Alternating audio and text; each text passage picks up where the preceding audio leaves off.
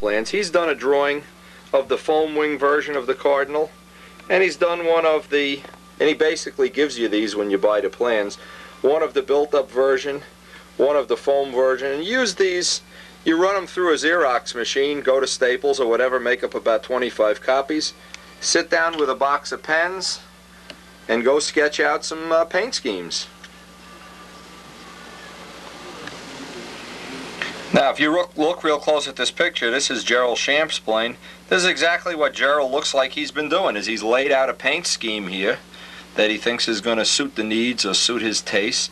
And he's used the little drawings that Steve provides, and he provides them, I think, with the Kestrel and the most of the designs that he does the plans for. They come with the Cardinal plans, the 51 Cardinal. But you want to lay this out. It's a lot easier to lay it out with crayons or colored pencils, or you can go to an art supply store, buy some chalk even. I was doing some the other night with chalk, trying to come up with a new paint scheme for one of the new planes.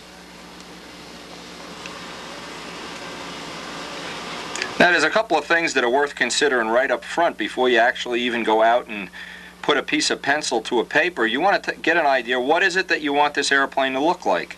Are you looking for the classic look, the classic 60s, 70s look? Or you want to make it look like an RC plane? You want it to be like a fantasy plane? You want to have some mind's eye view of what you like. And the second consideration, and this is why I'm showing this picture, is what is this paint job going to look like in the air? You fly the pattern against a gray or a light blue sky, you sure don't want to have a gray and a light blue plane. Mike Rogers found that out the hard way. We used to call his plane the Stealth Stunner. You can't see it in the sky. Silver and light blue don't show up well against the sky. Now, believe it or not, white is one of the colors that does show up good against the sky. White also, as a color choice, gives you another big advantage, is white covers up mistakes in woodwork. When you pick a color like white, it tends to cover up a lot of the errors and flaws in your woodworking. This is my Executioner, and this airplane didn't have particularly good woodworking, but after it was all buffed out, the white hid all the little flaws and mistakes. Concourse winner, 83 Concourse winner, Stan Powell. Excellent workmanship, a workmanship that you can't believe on this airplane, and the white didn't show one single glitch in the plane. Absolutely flawless. Now you notice, Stan has used what I call Les McDonald technology. Les McDonald technology is when all the places on the plane that are hard to make perfect are white, and the things that are easy to make right, the top block, the leading edge of the wing, and the rudder, all the things you see up top, you paint those a dark color. That's just my little nickname for that type of a paint job. And you leave the rest of the plane white. That's certainly a good consideration. Back again to the Executioner. Here's an example of Les McDonald technology. All of the hard spots, the places, the fillets, the flaps, all the hinges are all white. All the places that are easy to make perfect are dark blue, around the cowling, the spinner, the top block. This is an excellent choice if you're working your way up and you want to move up in the rows. Why make it hard on yourself? Don't make the parts of the plane that are hard, don't make those a dark color. Make them white or a very light color. It'll make it a lot easier for you. Another photo of one of Gerald Champ's plane. Notice, an excellent choice. It's a dark color here where you can see the rib bays. You want to accent the rib bays. And it's a light color right along the edge of the sheeting where the sheeting starts and stops. The lightning bolt going down the body. Nice. Nice, tastefully done paint job. Couple of other considerations when you're thinking about a paint job. You want it to be bright. You want bright colors. Notice Paul's plane, nice bright colors. Ted's, bright colors. Bright colors. No grays, no light blues, no colors that are going to disappear in the sky. No charcoal grays. All bright colors.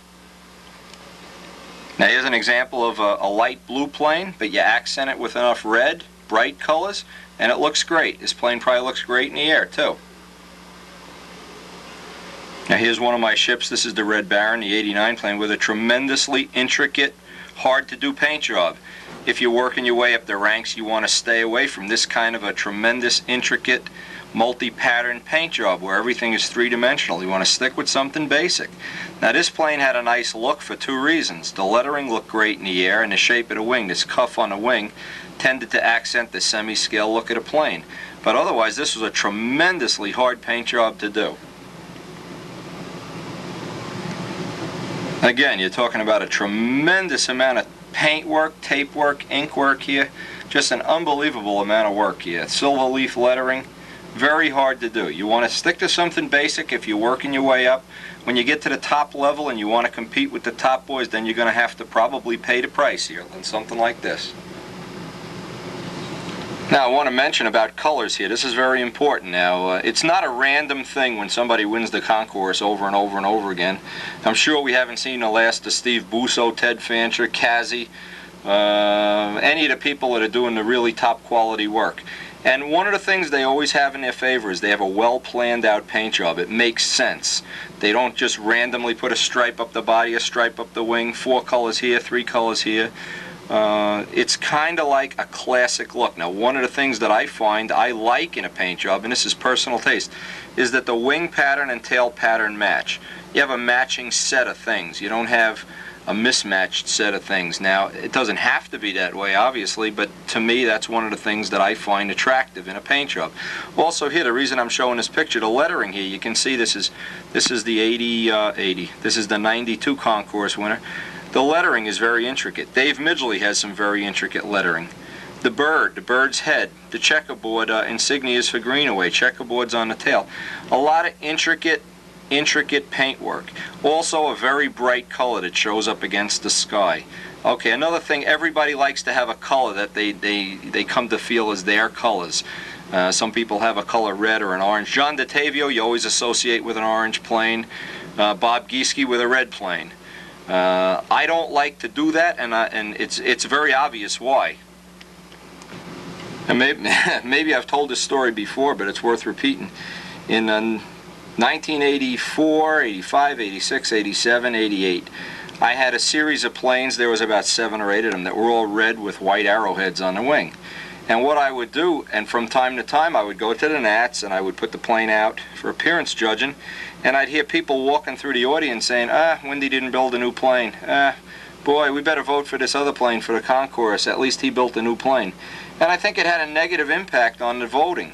So what I've determined to do now, and there's a funny end to this story, believe me, what I'm determined to do now is each year, even if the plane doesn't change, I'll paint next year's plane a little bit different or enough different, change the trim color, change the main color, so that people at least have the illusion that you're building the same plane. I don't like the idea that people are all flying 8 and 10-year-old planes. Even though they're winning, it's not the idea.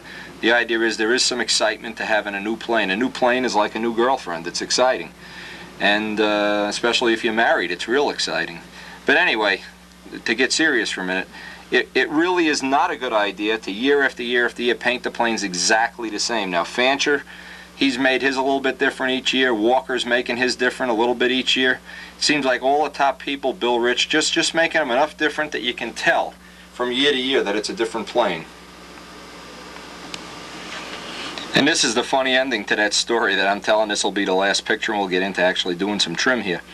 As this plane was red in 1988, it was a 20-point airplane. That's why I call it the 20-pointer. One of only 4 planes ever to have that dignity. And what happened, it was involved in an accident, and I did do a total refinish on it. And at the time, I was tempted to refinish it exactly as it was originally. And then I thought about the people walking around appearance judging saying, oh, he didn't build a new plane again. Oh, he didn't build a new plane. So we played a little bit of a game here. We painted the plane over, but kept the plane the same.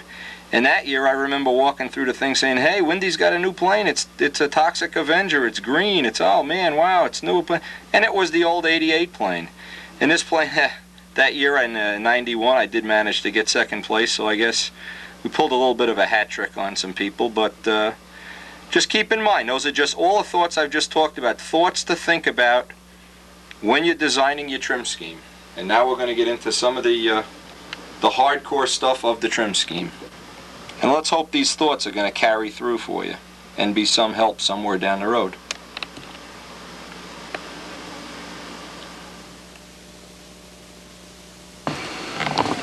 Now granted, once you have this mind's eye view of what you want your trim scheme to look like, and once you have your plane in silver and you get the last coat sanded out, my method is to paint the trim first.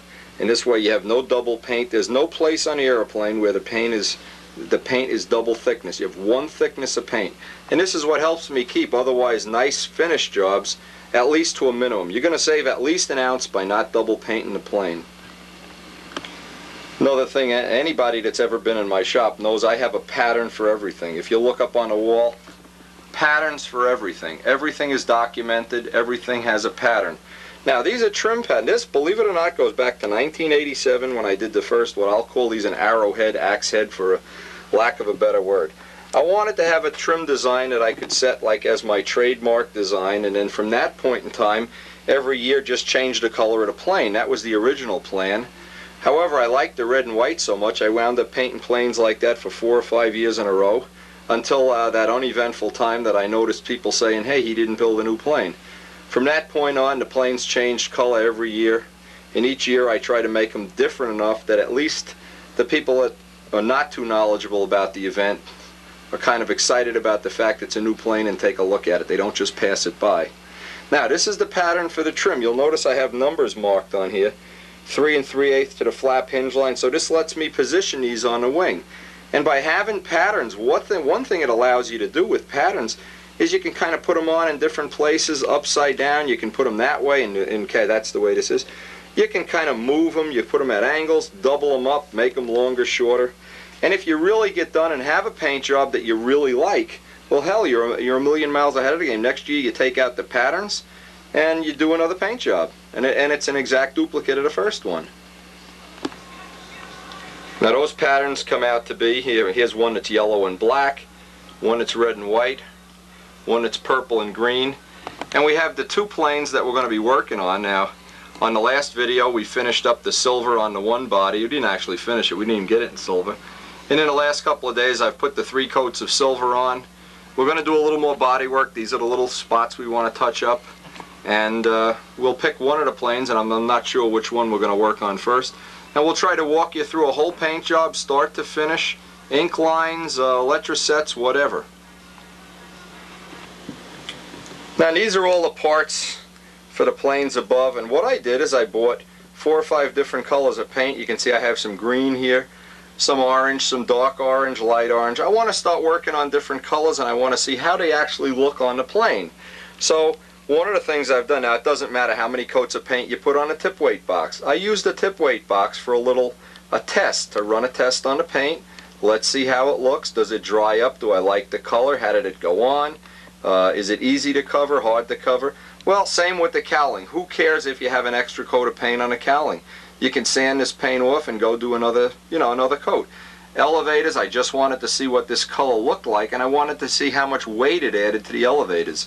This is all candy apple paint, and it has no pigment at all in it. It's the equivalent of adding clear to the plane. That's another trick to keeping the plane, the weight down. If you're going to use candy apple paint, get a feel for how much you can put on without adding that extra weight. Now this color green looked like it covered really good. This is C2. This is C11, the orange. That covers real well. And C22 covers real well, that color orange. But this allows me to use actual parts of the plane for tests.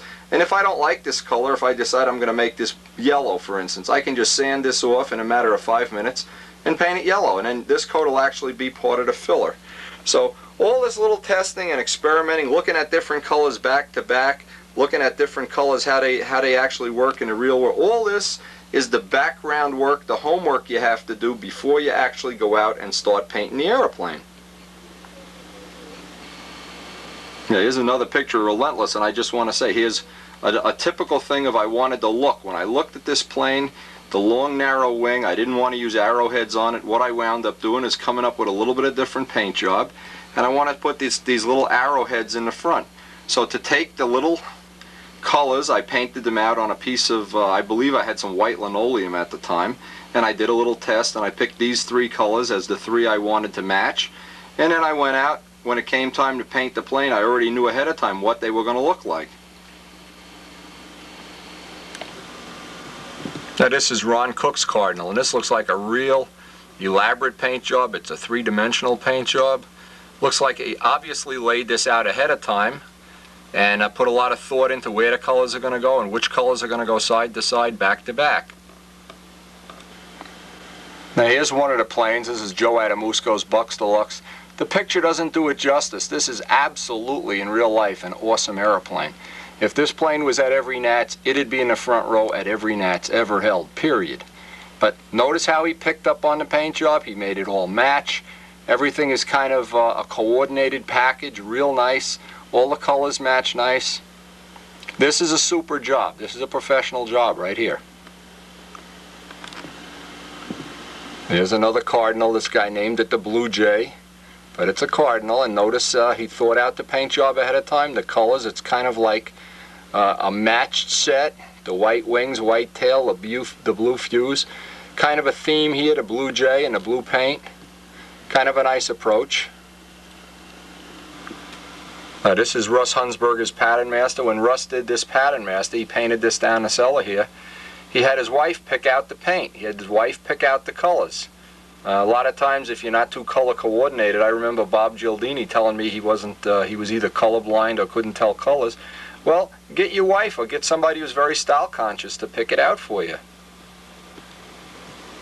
Now here's the original '87 plane Tradition that had the original set of arrowheads and the little slashes behind the arrowheads. Notice that it's a coordinated package, a coordinated thing. It's not just random stripes and stars everywhere. This is Dave Midgley with some of our planes that all look alike. They have the same paint, the same trim, but they're all different colors. They keep the Cardinal look, but each one is an individual this way. Dave Midgley's ship, a very coordinated, everything matches with the neon paint, kind of a little spin-off on Paul Walker and Steve Busso with the neon paint. Real nice though, everything matches. Another professional job. Notice the lettering, he laid that out. I'm sure that wasn't a 5-minute job laying out the lettering. And I know him and Steve laid this out on the little sketches like I showed in the beginning of this video. Again, a coordinated package. A coordinated package is what I like, what I feel is the goal of all my paint jobs. Now, having just said all that, what I'm going to tell you now is that I've been working on a totally new paint job that defies all the rules of gravity, and what I'm going to do is use one of the planes this year. I don't know which one. I'm going to use it as a test plane just to see if I like it. And either the first one that we're going to do on camera or the second one, I don't know which it'll be, but one of them will be a big departure from what I've done in the past. And we'll prove that gravity doesn't exist. Now the original plan this year, the absolutely original plan, which we've had to abandon, for anybody that doesn't know, my wife had to have a tumor removed and have her thyroid removed. And it kind of put a kink in what was my original plan. The original plan was to build 3 planes, put them all into silver, and then in the spring start painting them when the weather turned a little bit nicer. Now I've had to abandon that approach because of a radical change in how much time I can spend here and how much time I have to spend on personal things. So what I've done is I've got 2 of them in silver. We've shown them in the previous videos. One is a tweener, one is a 51 Cardinal. And what we're going to do in the next day, I'm going to touch up, and I just want to show this for a second, that before I put any trim on the plane, I get the silver on the whole plane perfect in Sig Silver. A very important thing. Now, the reason I'm showing this now is what I've done in the past, and if you're hurting for time, I want to bring this in, that the thing I always talk about, time management. What I can do right now, even though I haven't fixed certain there's a lot of little dings in the body and little gouges here and there and wherever, and that's normal. This is perfectly normal. Don't think Ted Fancher or Bobby Hunt or anybody build a plane and it doesn't have little dings in it. If you look real close and real long, you're going to find little things to fix. But here's the key. While I'm fixing this, and while some of this is drying and still being red-leaded, while that's still in production, I can be thinking about and laying out my trim scheme. I've even started at one point in time, I actually started painting the trim on the plane while things were still being fixed right up to the last minute. Now, the theory behind this, there's a reason for all this. The reason is I don't want to take a plane, and here's an example, paint the whole plane white, now go over the plane and mask off this design and paint red on top of the white and have double and triple thicknesses of paint. I want to start off by doing the trim first. This allows me, as I've said before, to say, hey, do I like it better like this? Oh, maybe I like it better like that. Maybe I like it better. What would happen if I made this a little bit smaller? I can go get some paper, ordinary typing paper, and make up smaller pieces. There's an awful lot of ways to do this. If you're taking a serious approach, if you just want to go paint the leading edge red, hey, no problem, there's nothing in the world wrong with that. But when you get to the level where you say, hey, who's the best guy on the country, so-and-so, so-and-so, I want to catch him, and then I want to beat him, and I want to be able to do it every year. Well, now you have to have a little more of a plan of action. You just have to think about it. You have to get your plan down right. Now my plan this year is I want to make one standard type, cardinal type paint job with the arrowheads and the colors that I haven't finally settled on the colors. You can see I'm still experimenting with colors. But the second plane, one of these two planes, and again, I'm doing this kind of ahead of time, I haven't got the decision made. I want to have a radical departure on the paint job. I want to have a totally different paint job than I've ever had before, just to see if I like it and to see if it's practical to do it that way. And while I'm doing it, I'm going to have to keep track of the weights with the grain scale. I'm going to have to keep track of the time that it takes to do it that way, keep track of the energy level, because a lot of these paint jobs wind up taking so long that it's not cost effective. You might only be able to build one plane every 3 years if you make the paint job too intricate. I've been in contact with Walt Prey out in California. He's been a big help with his technology. Dave Midgley's been researching out a lot of the stuff. Dave likes neon paint, and maybe we'll have some neon paint on this year's plane. I don't know, depending on what Dave comes up with. Russ Hunsberger likes candy apple stuff, and he's purchased a lot of candy apple paint for us to test. So we're trying a lot of different things. We're not going to really know until we're really finished, but the point is, right now, I'm going to have the neck, and I'm not even going to bother putting this on camera. 2 or 3 days of sanding out all these little things, letting it all dry, whatnot. But while I'm doing that, I want to take care, what is this paint job going to look like? What color is it going to be? And I will definitely paint the trim first, backmaster trim, and then paint the color. And we'll try to do on this set of videos an extensive job of every step, so that if you wanted to see every step in one of these elaborate paint jobs, nothing would be left to the imagination. I just can't imagine that there's a technique or a way of doing things that would not be on these videos. So you could start from having no knowledge at all and wind up with, if you practice long enough and hard enough and spend the time sanding, that you would absolutely have a front row plane. But such a big part of it is in planning it out. Knowing ahead of time, what is it you want to do? Do you want to make it look like Bobby Hunt's plane? Do you want it to look like Fancher's plane? Do you want it to look like Big Jim's plane?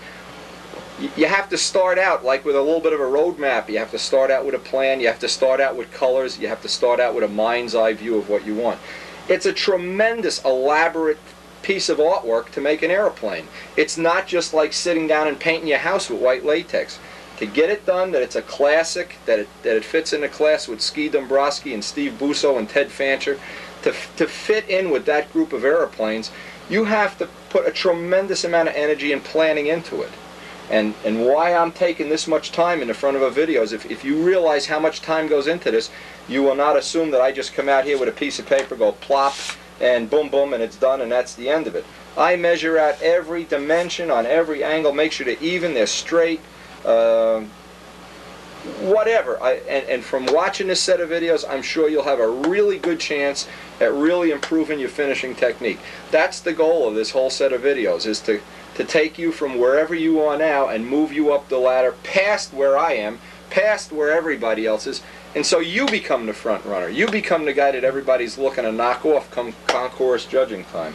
And then you can walk around and say, oh, I like that, I don't like this, I don't like that, I like that. But somebody has to help you and show you, and I can only help you showing you what my approach is. This is the way I've approached it. This is artwork. This takes time. This takes energy. This takes commitment. You're not going to slap one of these paint jobs on in a week or two and boom, be out of here. We're looking at, from the time right now that I start this part of it, at least a month of doing trim. And I'll work on it 3-4 hours a day. A month to do the trim and paint and this and that, and then letting it dry out and doing the ink lines and the letrosets and the bird's head if this one has a bird, and a fancy canopy, and I'll try to explain all the materials that I'm going to use, all the different techniques, and show as much of it on the video as we possibly can. My goal is that when you're finished with this, you will know what went into my paint job, and you, from having seen it behind closed doors, you can go out and do it. And I'm absolutely sure if you're willing to pay the price, you can do it.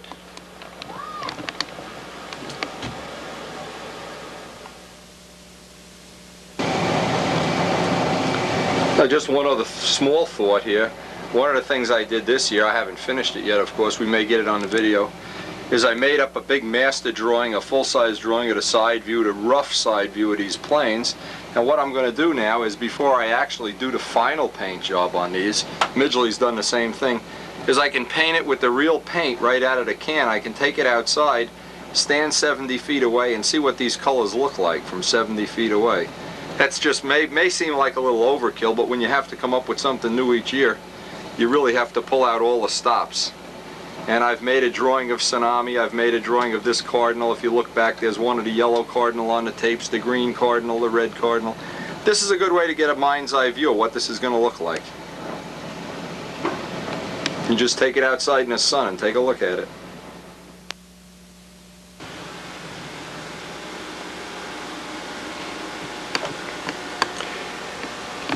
I spent a whole day yesterday sketching out what I thought were going to be tentative trim schemes. This top one is one that I'd like to do for my radical paint job this year, and again, we'll get into that later. I will be doing one rather radical one, but then a standard one similar to this, kind of with the standard colors that I've come to accept. And then I did 3-4 more of them. I tried to sketch out ones I thought were going to be nice. There's another one of the radical jobs. And some of these, now, what I did is I laid some of these out in detail, some of them very rough, some of them in great detail. And the thing is, now I can spread them all out on the table like this, kind of look at them while I'm looking at the actual plane itself, and get some idea of what I really want to pick as my final, the final layout, the final look at a plane. And what I did after looking at them for an hour or so, I finally arrived at using this one here. And this one here is probably going to be the one. And I've also did my stripe map. I want to know which color stripe is going to go by which color. The gold microflake canopy. We're going to get into doing some gold flake. For anybody that doesn't know, that's gold microflake up there, microsequin they call it. We have gold powder, we have diamond dust, diamond flake, silver dust. All kinds of candy apple paints. We're going to be referring to candy apple paint throughout this, and for anybody who doesn't know, that's a brand name of paint. We'll try to show the can on the on the set of videos somewhere down the road when we're mixing. But anyway, this kind of a deal will just help you get in focus exactly what it is that you want to try to project, the look you want to try to project. Help you envision it before you spend hundreds of hours buffing and sanding and whatever. Saw that nice picture that Walt Russell had of his cardinal paint job, and everybody's got a different idea of what these things should look like. This is going to be kind of similar. The one we're going to do is going to be kind of a radical, everything fade in and fade out kind of a paint job with no harsh trim, and then one with our normal harsh arrowheads. And I want to try to do a little reversal, so the tail of the plane is the complete opposite of the wing, kind of a front to back reversal, just for something different, again, so that people don't get the idea that you haven't built a new plane. They don't get bored looking at your stuff every year. So having said that, and having selected out what I hope is going to be my design of choice here, next step is actually to do all the silver filling and get the silver as perfect as possible and get on with the trim.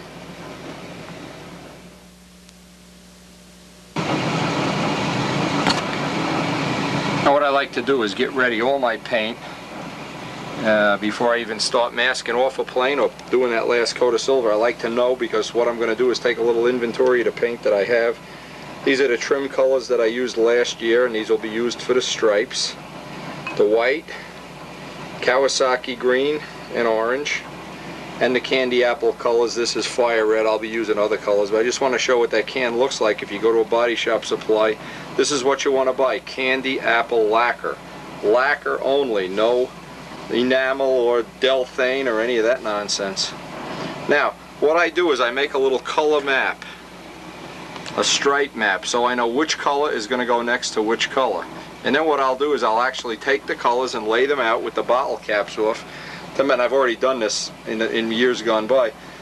Because what I wouldn't want to have, I wouldn't want to have the Kawasaki green near the purple and the orange near the yellow. I want the orange and the yellow, as if you look at the little color map again, the orange and the yellow as far apart as possible.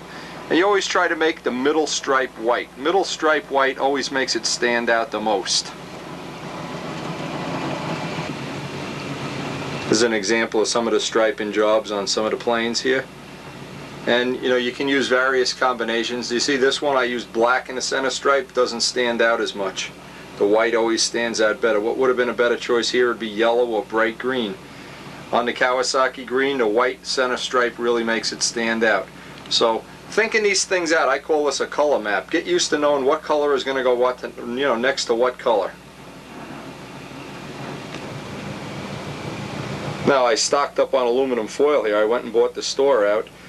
This is a tip I got from one of the top custom painters in the California circuit, California car circuit. He gave me this, and I'm going to try this on the next ship.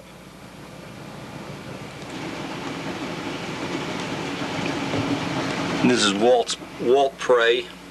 He is an absolute master custom car painter, and he's been corresponding with me. Gave me several good ideas of things to try on the the next paint job, and we're going to be looking at some of his technology to try to upgrade our painting this season coming up. Walt Prey, and let's thank him again on video. But what I typically do is from the time I start actually striping a plane, I put a striping brush in each one of the 3 drawers, and I never put the lid on until all the striping is done, but we're going to get into that later. Alright, for now, this about finishes up today's little thing. I have all the paint ready. I'm going to finish up the silver on the plane, and we'll get into actually laying out some tape and things like that tomorrow. Although I do want to run that candy apple color. I want to run a little test on that orange color again, because I'm going to use that on the plane that's going to ultimately look like this, with the faded in and faded out paint. I really want to give that a shot, and the only way I'm going to give it a shot is in between doing some of the taping, get some of that done.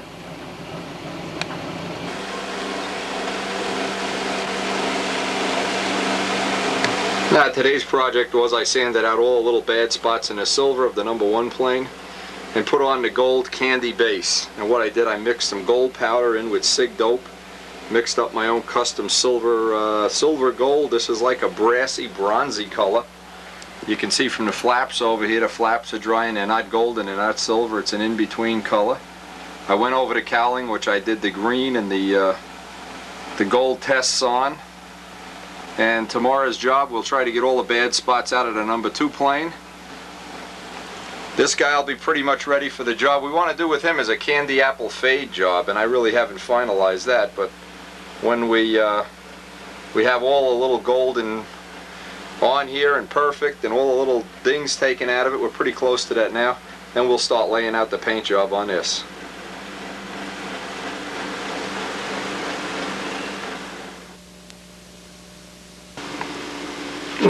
Before we actually start laying the tape out, and we'll be doing that soon,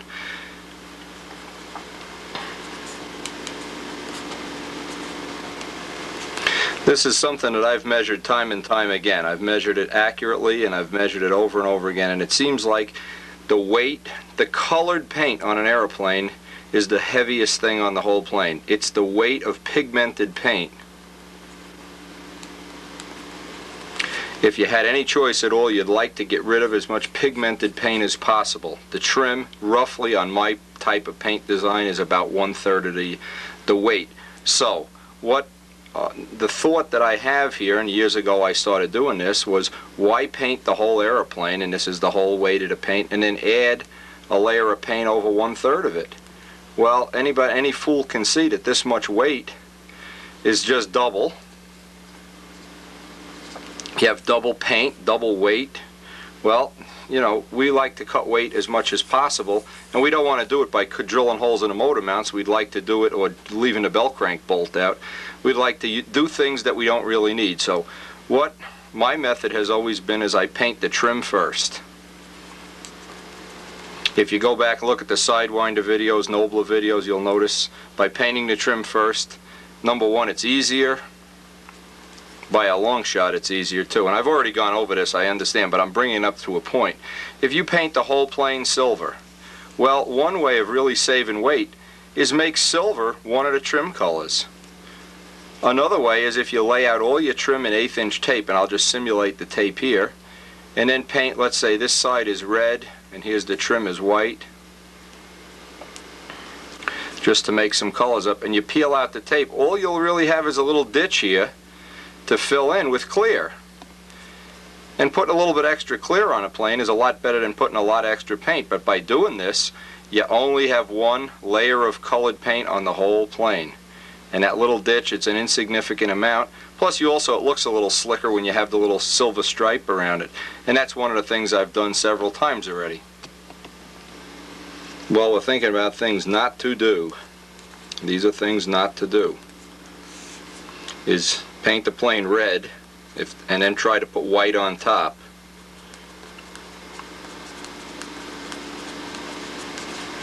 In fact, you never want to paint the plane any dark color and then try to put light trim on top, or you wind up with extra weight. Even though this, you may not think it, you say, oh, I can only just put a little more paint on there, it's not a problem. When you go weigh it, you're going to find out it's a significant amount of paint that you actually put on extra. So another thought here is you always want to do the lightest color first. Even if you're not going to do the trim, if you're not going to do it the back masking way that what we're going to show, if you're going to paint the whole plane first, and the whole plane is red, say, and you're going to put the white trim on. Put the white trim on first. Forget about it. Or you're going to need 10 coats of white to cover the red, and the red's constantly going to be bleeding through. Some of the blues and greens bleed through too, but red is absolutely the worst. I just want to mention this too. Tape. Masking tape that you buy in a body shop. Body shop tape. Most of the time it's 3M tape is good. That's about the right stickiness. When you buy hardware store tape, it's not sticky enough.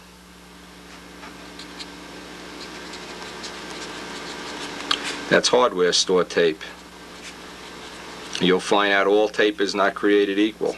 You can buy some cheapy weather stripping tape.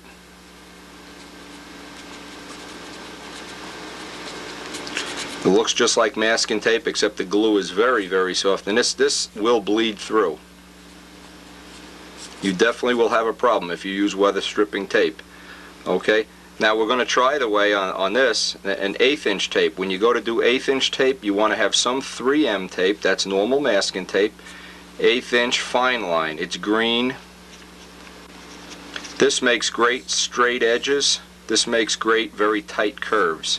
When you have a lot of straight flat edges, you want to use all fine line. When you have a lot of squiggles and swirlies and things like that, the 3M tape is better. You always want to seal the edges with clear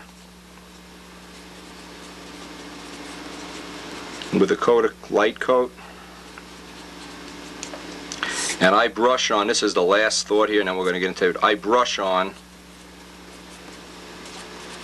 up to anything that's not a 1/4 inch wide. Anything that's a 1/4 inch in thickness or less, brush it on. Anything over a 1/4 of an inch and thicker, spray it. Okay, with that, let's go get the model. We did all the filling in of the little bad spots yesterday, and I'd say we're ready to start laying some tape down. And even though this may have taken longer than maybe you thought necessary, it's such a significant thing, and you should think about it every step of the way. It's a very important part of the overall look of the airplane, and the overall success you'll have with it in flying it.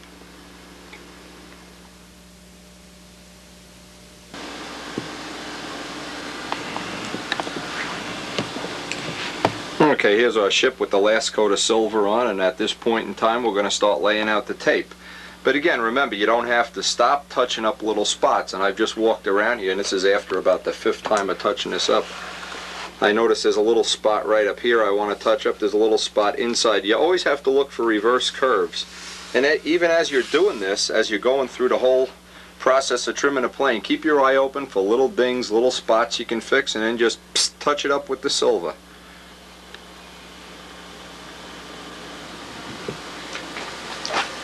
Now for this particular trim job, the first thing I want to do, I want to lay out the canopy with tape, with 1/8 inch tape. Now since the canopy is mostly a curved line and a straight line, it won't really be very critical. But if this was a very tight curve, then I would want to use the 3M masking tape. In this case, it's not a critical thing. I can lay this out with either 3M or the fine line tape. So let's take a look at what we got here. You buy this in a body shop supply house. This is 1/8 inch masking tape. It's Scotch 3M masking tape. You leave it in the plastic container as long as possible, till right up to the minute you're going to use it. Also, you see we've bought 10 rolls of 1/8 inch. We use about 5 rolls each on doing a plane. Since we have the triple striping, again, leave it in a plastic bag right to the very last second. This is a light green color. These are the two materials that we're going to be using. In case you need the number to order it through a body shop supply house, this is the number. Prices can vary on this, believe me. I've seen this tape for as low as $4 a roll and as much as $8, depending on where you buy it and in what quantity. Fine line tape. Here's the product number. Again, this makes incredibly nice lines. The problem I have with it is when I bend a real tight radius, it's a problem. This bends into a tighter radius, you don't get quite as sharp of a line.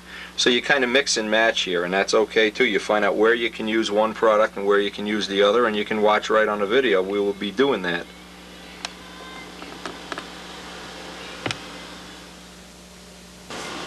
Okay, another trick, whenever you're cutting tape, absolutely have to use either a very sharp razor blade. An X-Acto knife is not a good choice. These are the things Midgley gave me. You could call Midgley and find out the carbon steel kind of surgery blades. These are good. Uber Skivers are good. And one good choice if you're really working on some kind of a budget is double-edged razors with tape over the edge that's going to be projecting up. When you wear one corner out, turn the blade around, wear the other corner out, then turn it over, put the tape on the side that's worn out. So you'll get 4 corners out of one double-sided razor blade. And double-sided razor blades, believe me, are the best, except they're a little bit awkward to use. These are a little bit nice. I like using these a little bit better. Sharp. The key word here is sharp. Now when you're laying out the tape on a shape like this is a typical cardinal type of canopy, a couple of the things to keep in mind. You're going to start working with tape. Is I keep a can of acetone or a little jar and I dip my fingertips in about once every 15 minutes, dry them up. It keeps your fingertips from getting all greasy. Now, the other point of this whole thing, we're going to start laying these tape lines out, is the corners. What happens when you get to a corner, and you have to do this, this is one of the few things you have to do by eye. I've never been able to make up a good canopy pattern by eye. Any way other than to make it up by eye.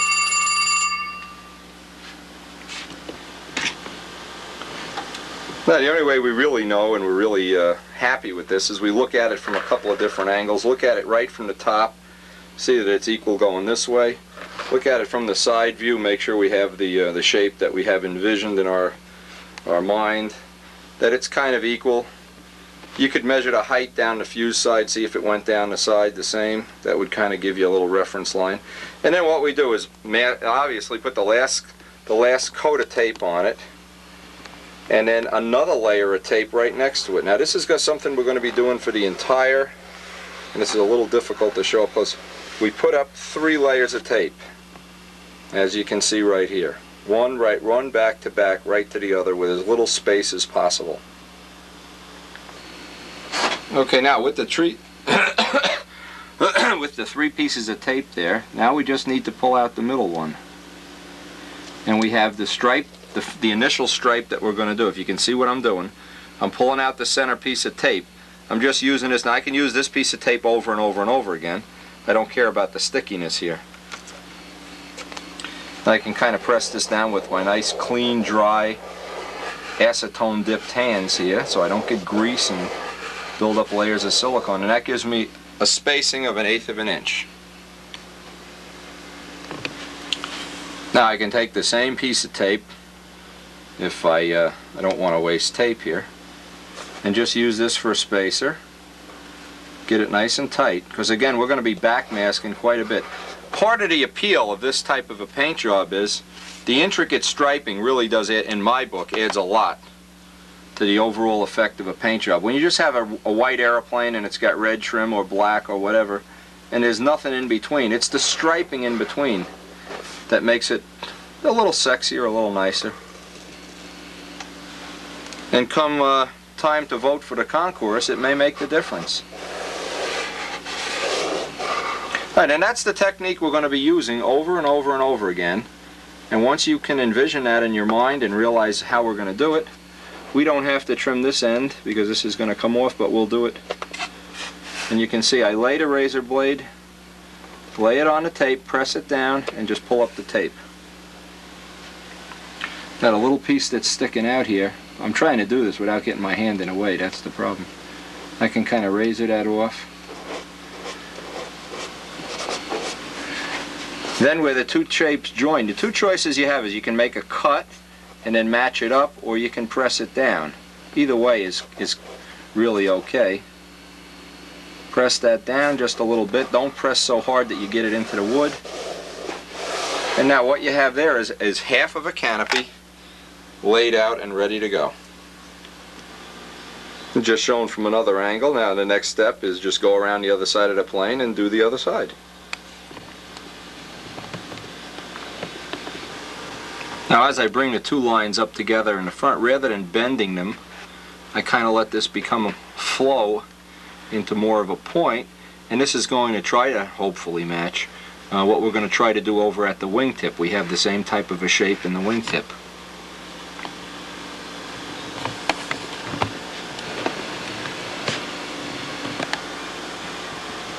Now with all the corners in, now the last thing before we put the coat of clear on this is going to be to tuck in all the corners.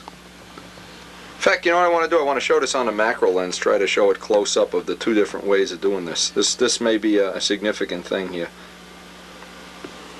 Okay, when I say corners, I want to show this. There's two significant ways to do a corner. And I just want to show this on the macro lens. I think it'll be self-explanatory. When you want to do a corner, and we're going to be doing this over and over and over again, and this would be a typical corner. This is one way to do a corner. Marry up exactly where that piece of tape goes and slit it. Okay, and then run your razor this way. Now you have to have a real good technique, because if you start cutting into the paint, of course, you cut into the substrate here and you're going to have a problem. That gives you one corner. And when we seal that up with the clear, it should give you a perfect corner. Okay, another way is, let's say we had laid the tape on this way. We wanted to get the other type of a corner. The other way to do this is to cut this edge. Again, I hope this is coming out well on a macro.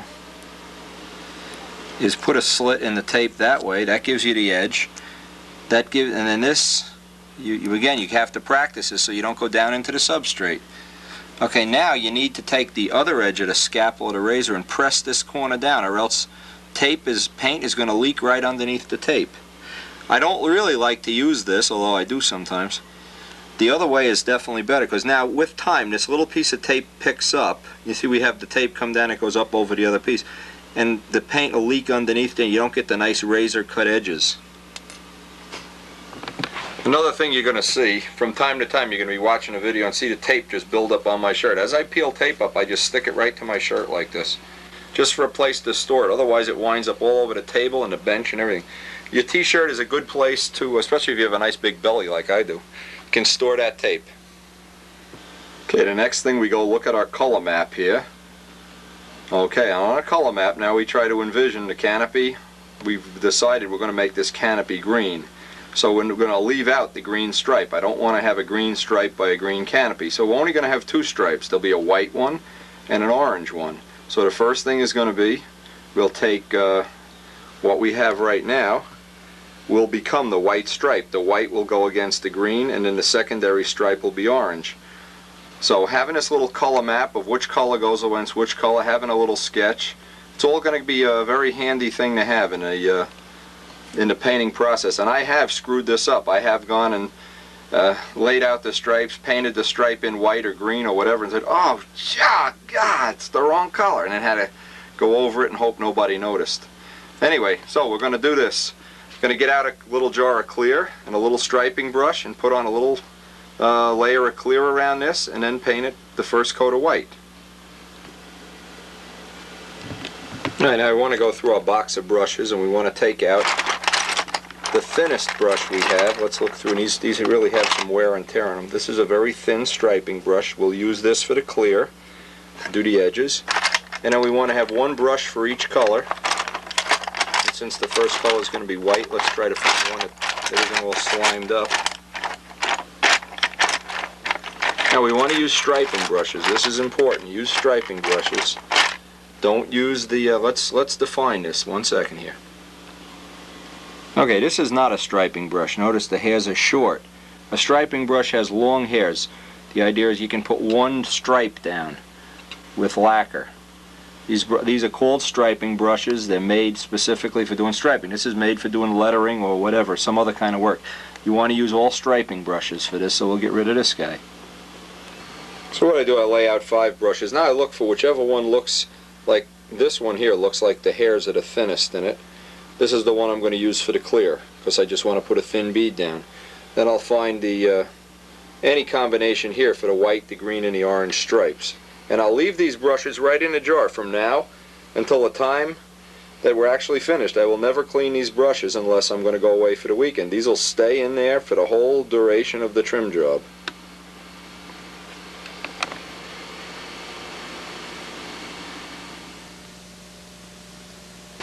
Okay, so we have some light coat, 50-50 thinner now. And the whole object of this whole thing is just lay a stripe along the edge of the tape, the thinnest stripe you possibly can get down, right down the edge of the tape. And what that does, it just seals the edge. This is just plain old light coat. You could use acrylic clear if you wanted to. Light coat seems to dry real nice. Make sure you get in the corners. That's where it's going to bleed through. Go right along each edge. Now this is the part of the job now that's kind of time consuming, and you got to kind of make a commitment here that you want this to be up there in the front row, or do you want to be done this afternoon at 3 o'clock and hit the go-go place. This is a good time to reaffirm your commitment. You realize we're going to be doing trim on this for probably 2 weeks by the time we do ink and all the other little things, so if you kind of kick back and just relax and enjoy this. It's going to be a time-consuming thing, but you get instant gratification. Every time you put one more stripe on a plane, it'll start to look sharper and sharper. Okay.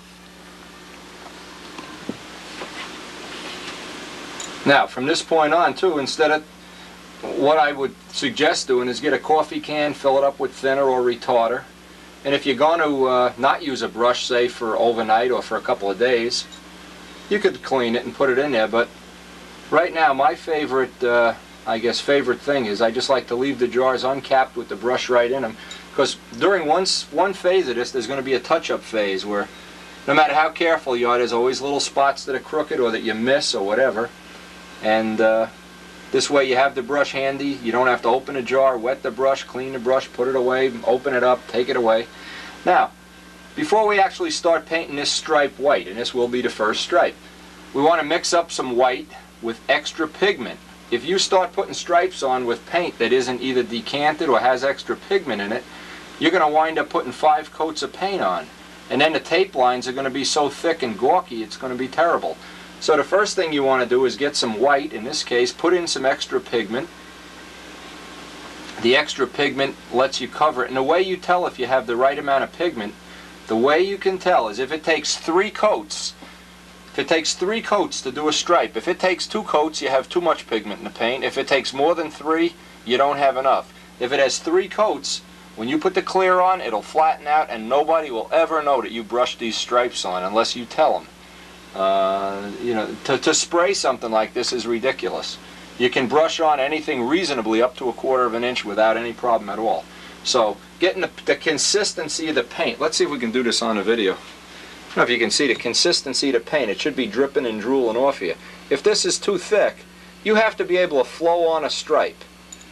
You have to be able to go at least 6 inches down a row and not have the thing ball up on you. So get a consistency of the paint is an important thing, especially with the light colors, white and orange.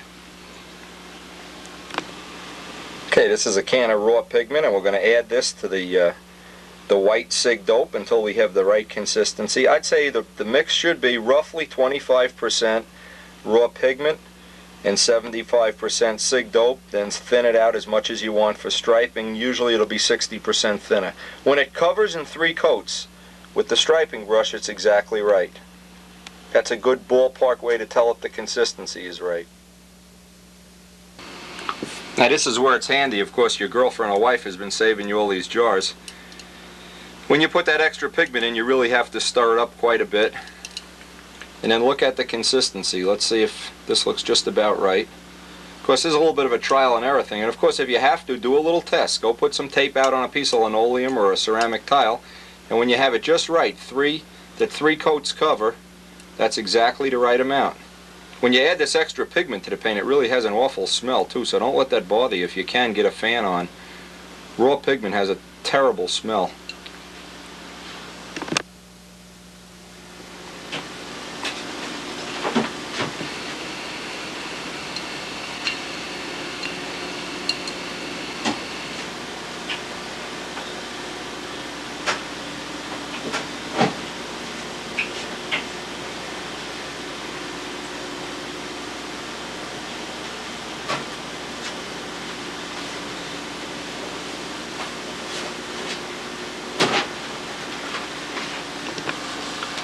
Okay, now the reason I want to go into so much detail on this because we're going to be doing this over and over and over again. Now, this is 1 coat. Obviously, it's not, opaque yet. You can see through, but you can't go right back over it. You have to kind of wait 15-20 minutes, let it harden up, go back over it again. The same way they try to get as long of a line with 1 stripe of the brush as possible. Try not to go back over it. You make big glocks and chewing gum and everything. You let this dry 15-20 minutes. That's why it's nice to have a stopwatch. We'll put the 2nd coat on and give that 15-20 minutes and then put the 3rd coat on. But just get an idea. It should take 3 coats to cover. That's what I found to be the best as far as keeping the edges down and getting it to when it's all finished, it will not look like it's been brushed. You'll be able to, in the 1st, the 2nd, or 3rd coat of clear, get out all the brush marks.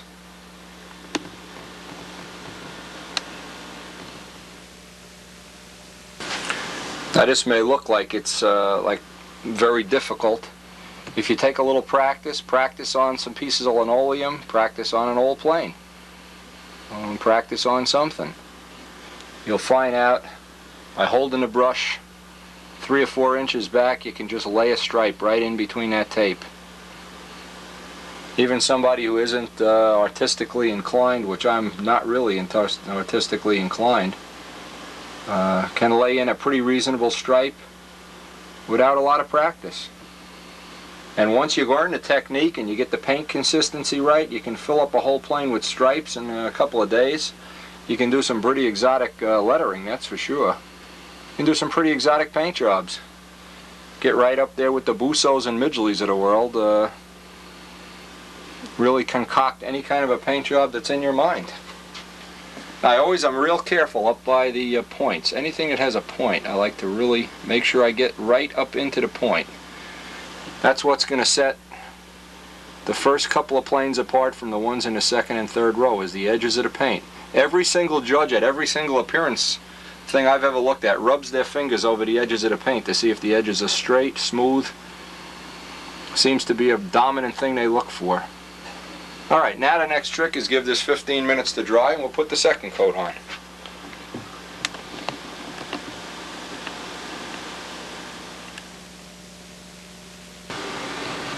Okay, next thing on our tentative paint job is this stripe going up and down the fuse.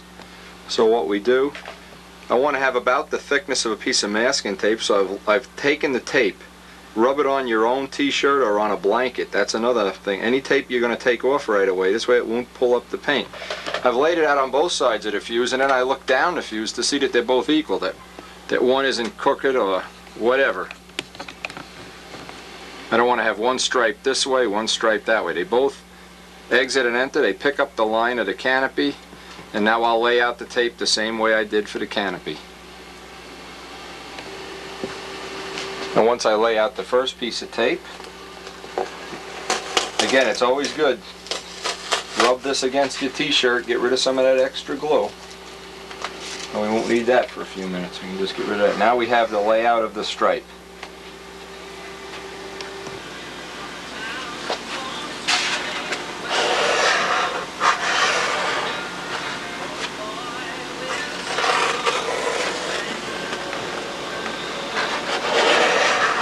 we're basically just going to be repeating over and over the same technique, same thing we did on the white.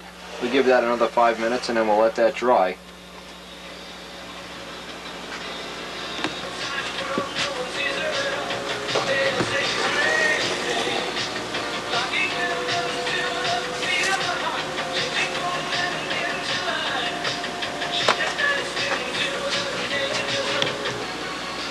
Now we want to look from the top, make sure we have all the points lined up.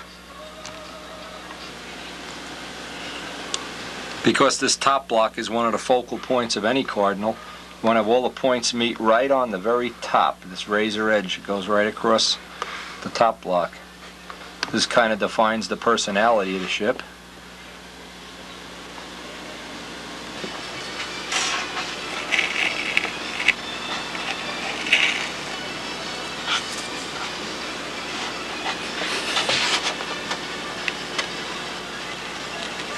Now we want to pick up this angle, and we want the stripe to just continue just right around and have the point come out right in the middle. Get these edges down nice and flat.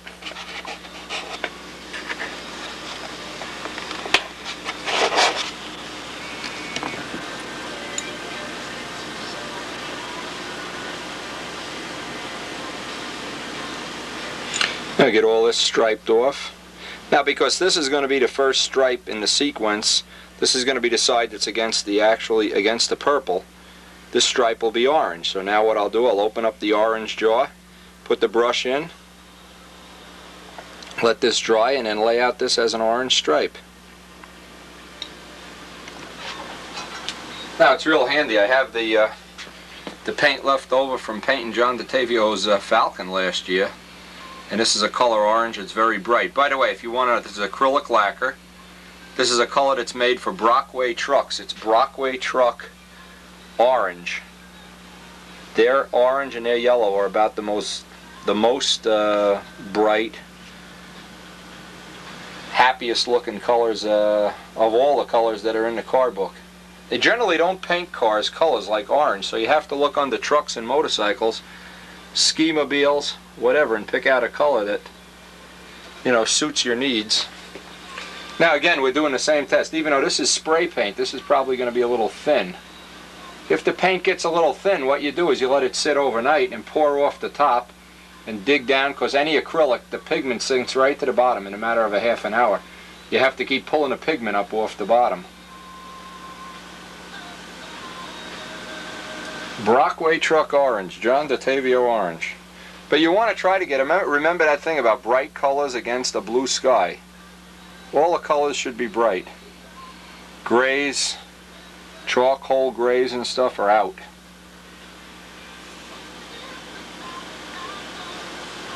Okay, for the first coat that looks like it's about right.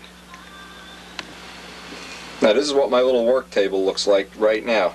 I have the orange with the brush sitting right in it, the white with the brush sitting in it. I haven't done any green striping yet. And the clear. An extra brush or two sitting out here and some tape.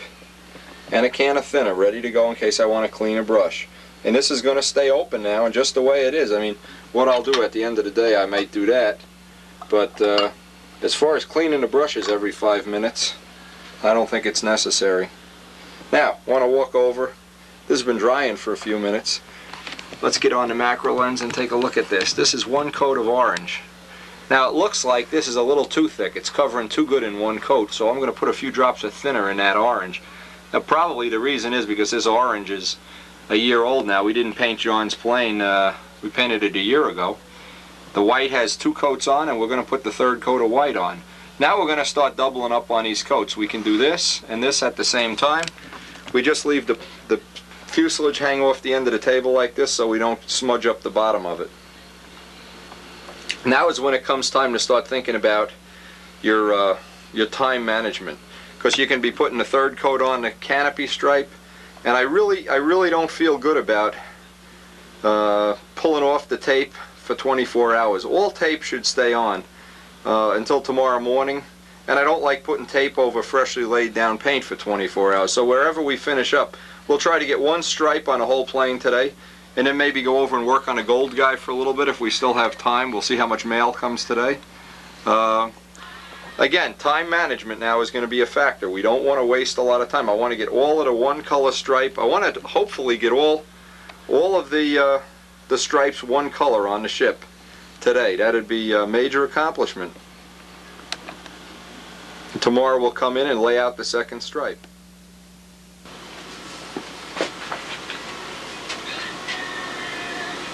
Now, the trick is, dig the brush down into the bottom, stir up the pigment. This will be our third coat of white, and this should finish this up for today. If it takes more than 3 coats, again, then you'd be thinking about adding some more pigment, making the paint thicker, decanting it, or going and using different color paint. Because if you build it up more than 3 brush coats, when you pull the tape off, the lines will be way too thick. You'll never bury them in the clear with the amount of clear that we want to put on the plane. Or you'll wind up putting so much clear that the plane will be a brick.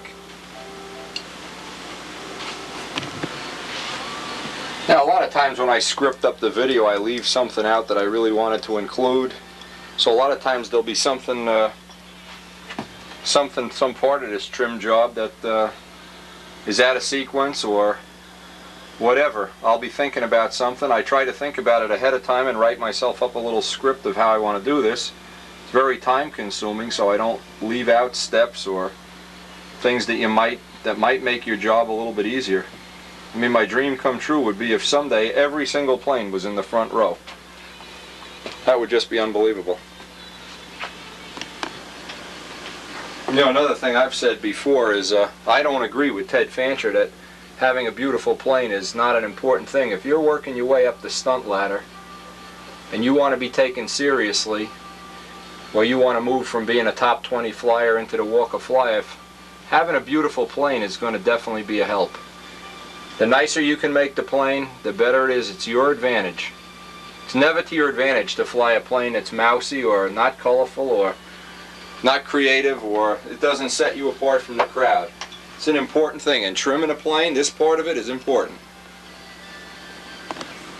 Now notice how I'm holding this up off the table so none of these lines get touched. This is a good time to start being creative. Where the paint is wet, you don't want to get it, you know, little dots of the stuff that's on the table, the lint and fuzz and everything. I'm sure a finishing friend right now would be some advantage, but I want you to be aware of finishing friends. There's a thing with finishing friends that can happen. If you leave a thing in a finishing friend overnight or for any prolonged amount of time, I've seen it either twist the mounts or outright break the mounts. And that's happened to Glenn Metter or Lou Dutker, I forget who. Somebody had a plane that the next day the motor was on a 20-degree angle down. Now you want to be aware, a finishing friend is a nice thing, but if you don't have a strong nose construction, it might not be the paper towels may be the method of choice.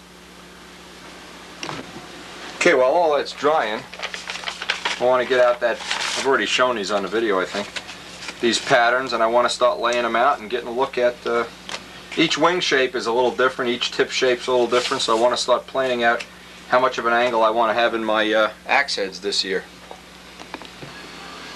Now I'm just going to tack my pattern in place here. What I want to have the distance from here to the hinge line and from here to the hinge line equal, so I have a bar across here that I can do some lettering. And I want it to be equal. I don't want it to be unequal. That means I have a little bit of a rake in the leading edge, which I'm going to account for when I actually put it down, and then I'll measure that point to that point, that point to that point, and someplace in the center for equality. I'll write it right on a template, but when I go do the other wing, I'll have the same dimension.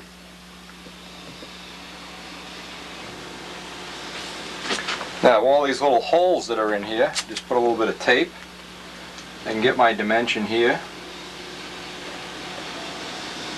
Maybe 2 1/4.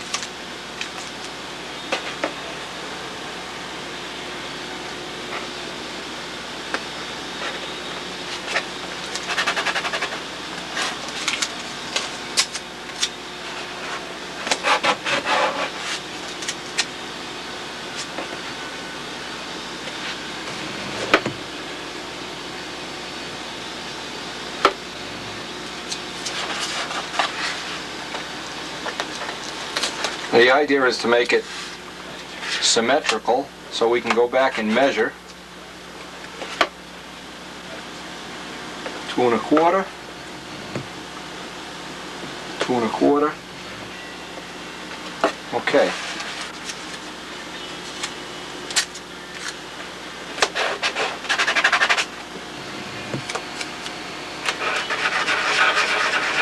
And all this tape does is hold this pattern down while we're laying it out.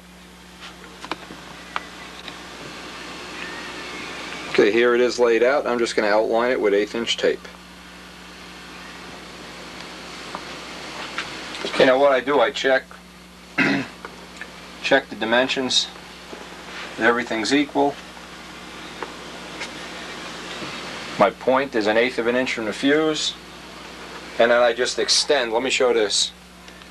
See, because all of the planes have a little bit different wingtip shape, I'm just extending this to an imaginary point, and I always leave the tips a little bit thicker. The tips are 2 thicknesses of tape. Okay, now it's just a simple thing of just carefully pulling up the pattern and then remeasuring everything. Make sure this is the look that you're looking for. And since we have all the measurements, it'll be no problem at all to just reverse this pattern, pull little pieces of tape off and put them on the other side, lay out the pattern on the other wing, and lay out the tape. This is just setting up the outline of the outside stripe. Here, press down the tape edges, get all the corners worked out.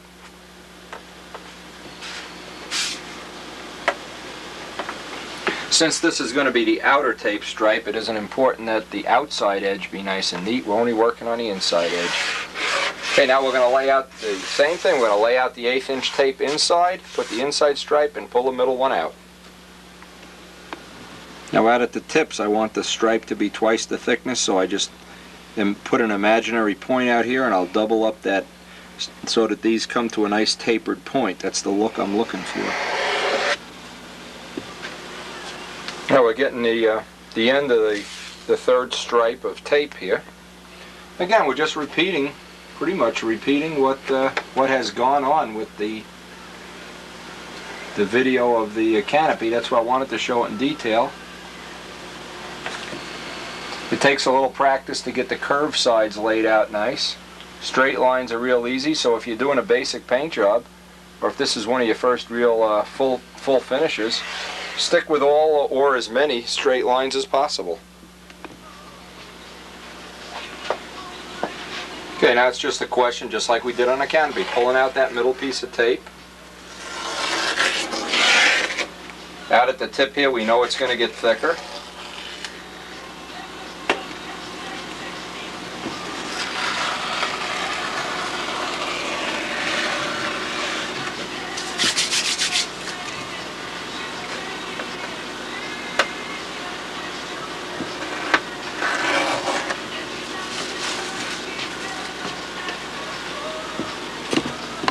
You can see how we've got it that it spreads out into a nicer arrow point out here.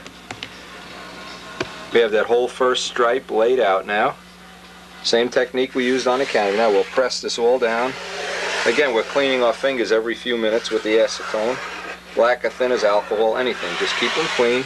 Take care of all the corners and get a coat of clear on this.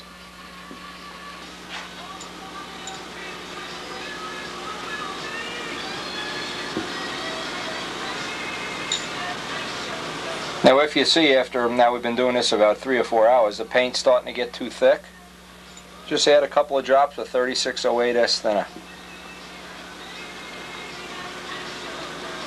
Okay, now we're going to also, while we're doing this, look over at the color map, see what color this outside stripe, this is the stripe that'll actually be touching the purple.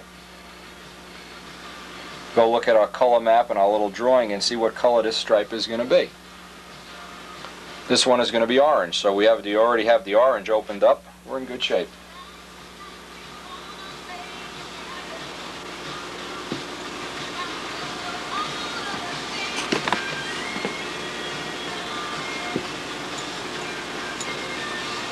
Yes, the satire. I got his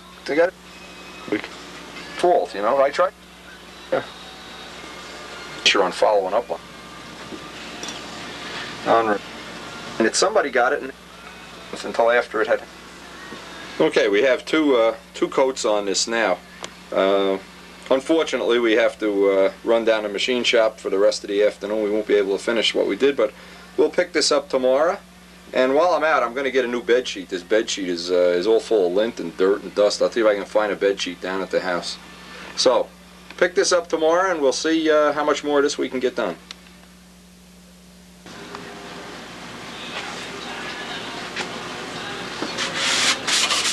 Okay, I got back from the machine shop earlier than I thought. I'm going to try to spend another hour or two on these stripes. Now, the only trouble right now is this has only been drying for a few hours.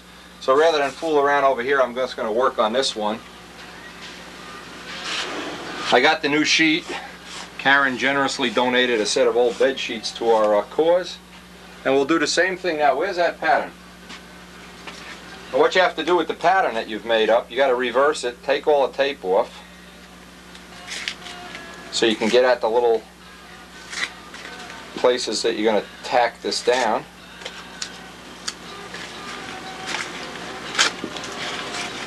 Now, one of the things that I find is useful for me is a lot of days I can work on this in the morning, and today was one of them for a few hours.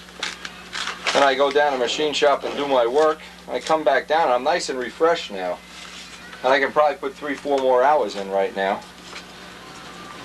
So sometimes splitting the shift that you work on it, if that's possible, like on a Saturday, if you can work the first 4 hours and the last 4, it's a lot more productive than just having one big chunk of time where kind of toward the end of it you get tired.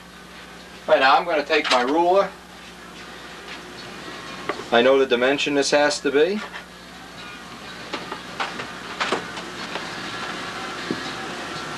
Lay this out.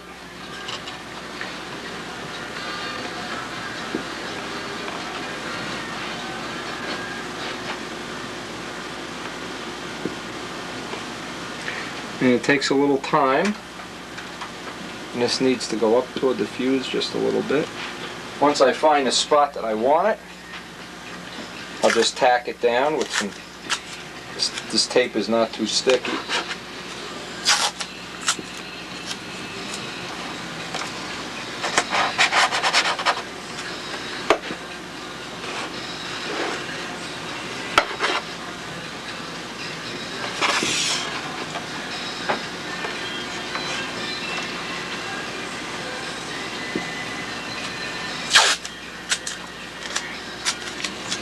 And with this tacked in place, now when we flip this over to do the bottom, do the side that you're already using this tape. You don't have to take the tape off only once, only twice I mean. Now when we turn this over, I'll do this panel and I won't have to reverse the tape even. I can save that step. And any little steps you can save along the way, I mean you save an incredible amount of time just by not having to make up new patterns every time you do the plane. And obviously if anybody's making a cardinal and they want to borrow these patterns, enough people have used them.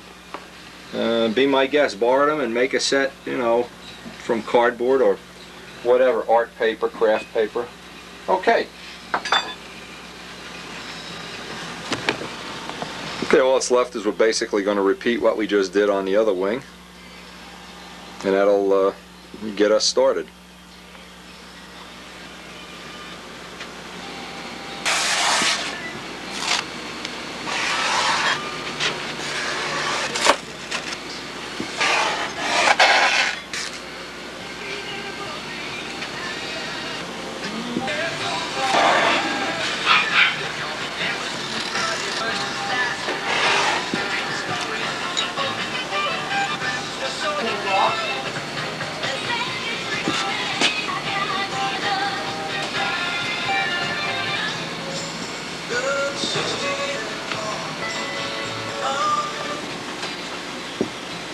Okay, we're closing in on having a third coat here. Now at this point in time, what I like to do, I've given this plenty of time to dry in between coats by the way. What's a good thing to do, this is going to be the third coat of orange, is look around at how the fuse stripe dried up well. If you need to, at this point in time, when you do the third coat or the last coat on this, you can put a few extra drops of thinners in the paint.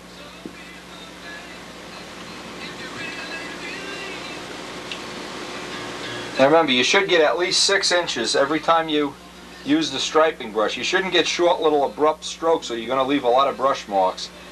You can sand the brush marks out, it's not a problem, but it's a lot better if you don't have them in there to begin with. So when we're finished with this paint job, there'll be absolutely no place on the airplane where there's more than one coat of colored paint. We won't be painting over a color and then painting over another color. It'll be one coat on everything. That's what we're looking for. Okay. Now the next thing we're going to do is dope out the tail sections. Now again, we have to make a decision as to how much rake angle we want to have on this and kind of look at it, try to make it symmetrical, semi-symmetrical.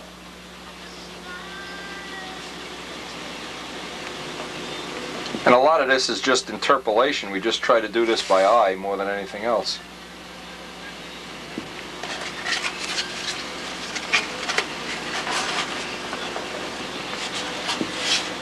Look at this from a bunch of different angles before we actually tack it down.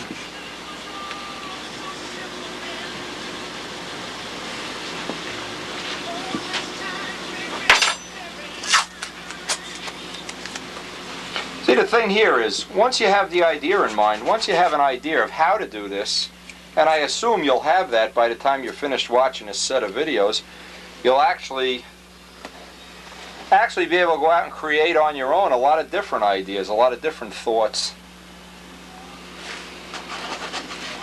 Say if you wanted to build a ballerina or or whatever, you know, you would have a good start at how to do it, how to lay out the trim, how to make it the best it can be.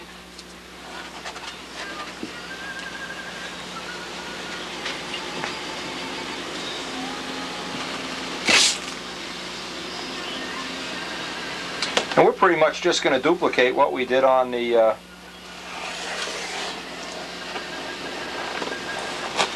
wing. We're just going to make a little version of that.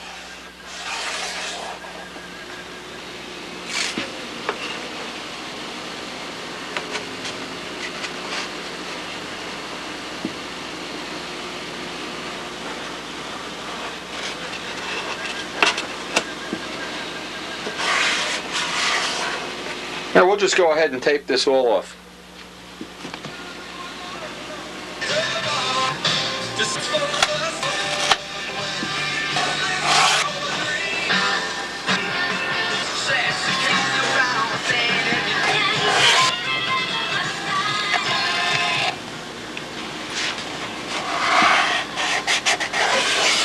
Now basically a repeat procedure of the wing in smaller scale.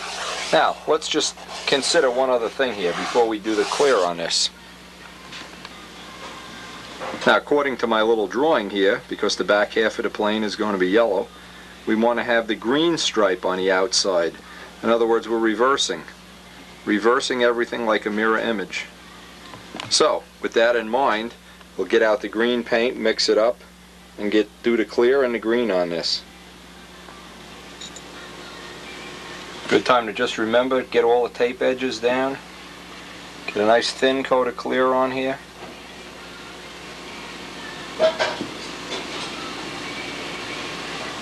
Especially the corners, that's the most important part. Get the corners caught. A little bit of clear under all the corners would be real good. Now you just got to keep in mind, because we're reversing the colors, if we were doing if this was, say, a red plane with white trim, all the colors would be exactly the same. Because we're doing kind of a reverse image here toward the back of the airplane. Trying to make, again, one of the reasons for this is trying to make the plane look different than last year's plane.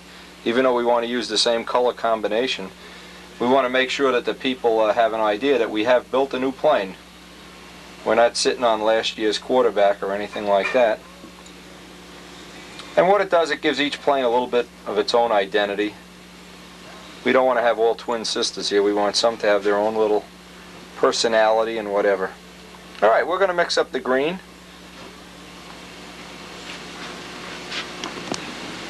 So here we are, we're in full trim mode. We have all our colors. Paintbrushes right in them, ready to use.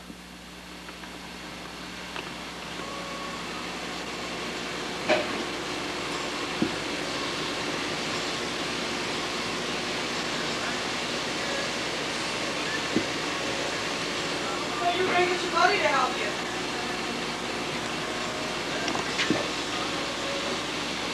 Again, we make the same test as before. First coat should be relatively translucent. Second coat should be a little bit more opaque. Third coat completely opaque. That's what we're looking for. That's what we hope we're going to get. Another thing you can tell right away if the paint is too thick, the brush will kind of drag. The brush should just slide. The brush should just slide right through. Should be no problem at all.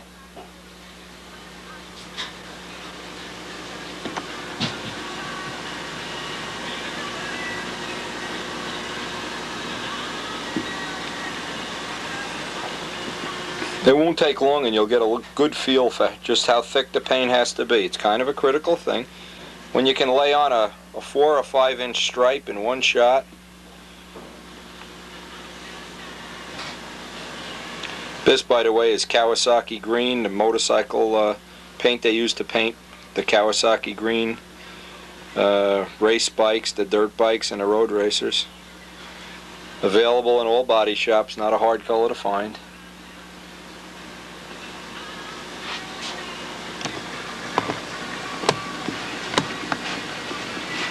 Okay, next step is we'll do the other side of the tail. Well, that's drying the first coat, and then we can just start playing musical chairs back and forth wherever it's dry, so that each part has 3 coats, and then we'll flip it over.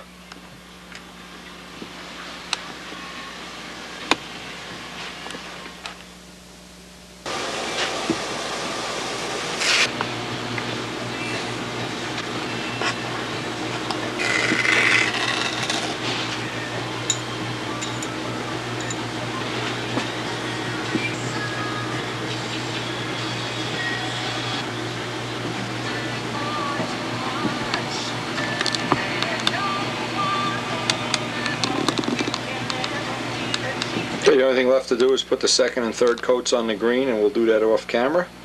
And we'll pick this up, well, I guess this is going to be it for today. We'll come in tomorrow, try to get a nice early start and get as much of the rest of the striping done as we can.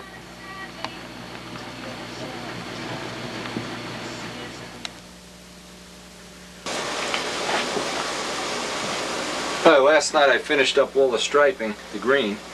Now today what I want to do is I want to get the green stripe that's going to run as the third stripe here. So repeat the process here. I'm masking out that stripe. Now you never have to take the original stripe off on the first side of the orange. That side can stay on there. You never have to take that off because we're just going to use that side over and over. Just make sure it's pressed down now.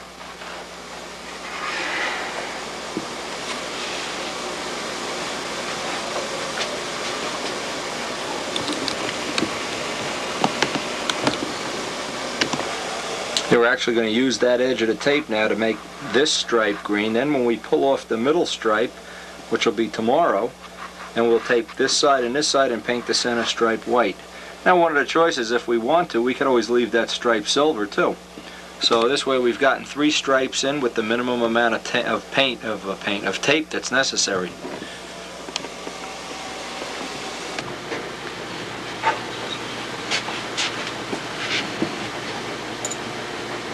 Now before you go back with the clear, press down both edges of the tape because this tape's been sitting here overnight. It might have loosened up. Do the same procedure, go over with the clear, 15-20 minutes to dry, and we'll get the green stripe in. We'll just paint this right in with the green. Now the stripes really do go pretty fast, in fact. You probably in a couple of days can get all the stripes on the plane. But if you rush, you find out, like I've tried to leave out putting in the tape and just do it by eye. It looks terrible. You're better off paying the price. Pay the price early, it'll look good for the rest of your life. Now it's the same procedure we're going to use on the wing. In fact, on all the striping. You just got to keep track of the color map, make sure you have the right stripe facing out or in, as the case may be. We want all the green stripes to be bordering on the yellow, all the orange stripes to be bordering on the purple.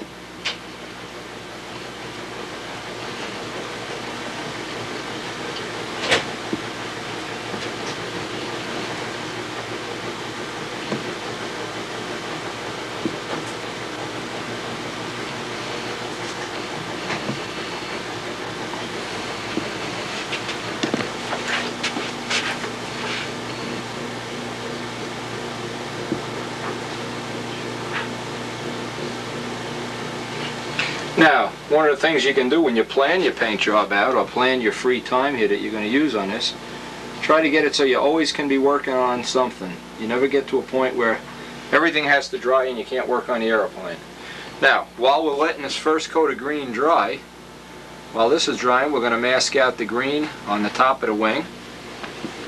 We still haven't started the bottom. What I like to do is when I flip the plane over, do the whole bottom at once. But remember, the green now is going to be on the inside, and then we have to back mask, reverse it on the tail, so that the orange is on the inside here. The orange will always border the purple, and the green will always border the orange.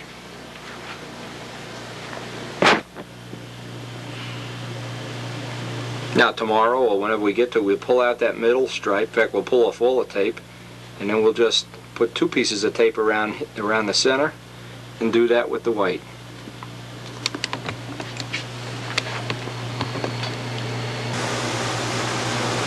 Now before I actually start working on the wing, I want to make sure I don't have any spots on the orange that need a 4th coat. There are 3 coats on here. Press down the edges of the tape. Now I can start laying out the green stripe on the inside.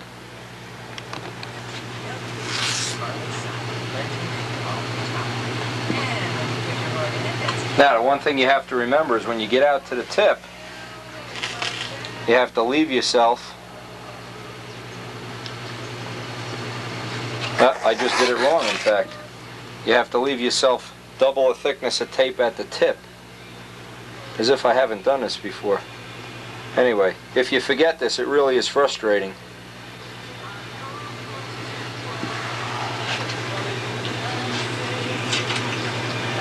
And I've done a couple of paint jobs that I've left out these exaggerated points at the tip, and it really doesn't look that nice. It really does pay to do it. Now, because this is going to be the white, for sure we have to account for that extra thickness out at the tip. And we usually use double the thickness of tape.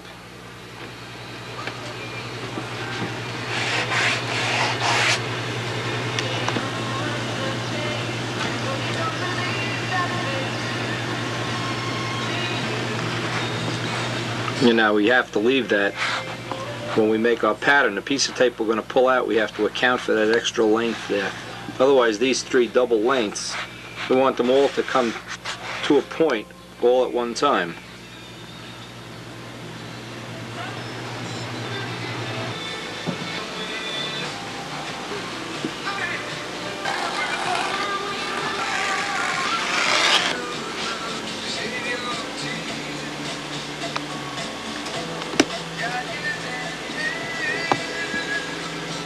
Okay, we're ready to put the clear in here and the green.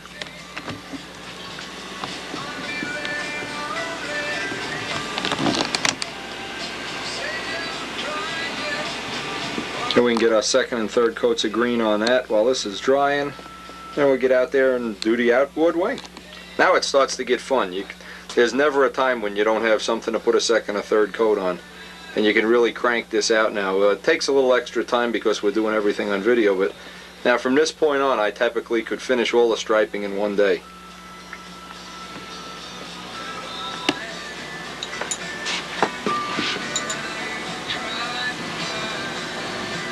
Now if you plan it out real carefully, say, and you started this on a Saturday morning, I would be thinking if you work through Saturday and Sunday, Monday you'd be putting the trim on the plane. So a little bit of planning goes a long way, and you can always plan out what could be drying while something else is happening. This is really the best way I know of to get 3 stripes around the trim, the design you plan. And of course it's a lot easier if you only need 2 stripes, or if you simplify it somewhat. In the case of this plane, I'm not looking to simplify it. I'm looking to make it as good as it possibly can be.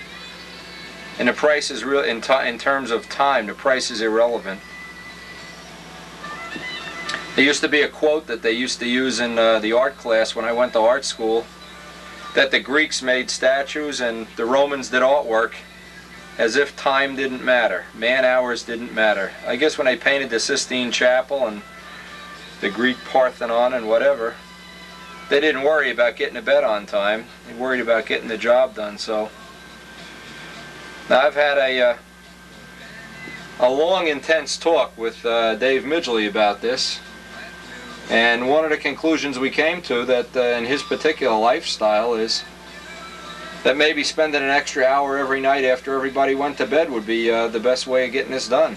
So we'll see if he's down here soon with his plane, see what kind of progress he made on it. But you got to consider all the choices.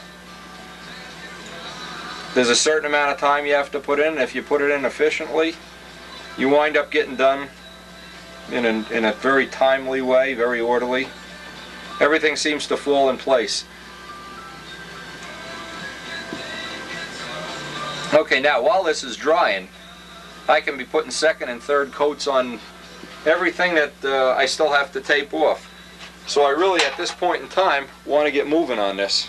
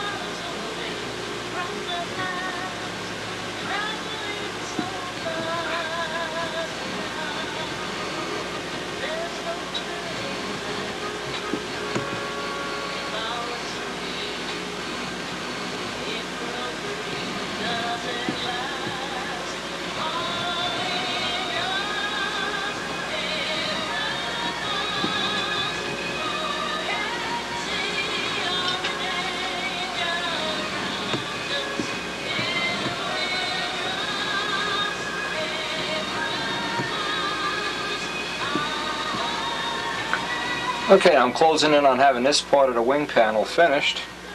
And get out there and do the other wing panel.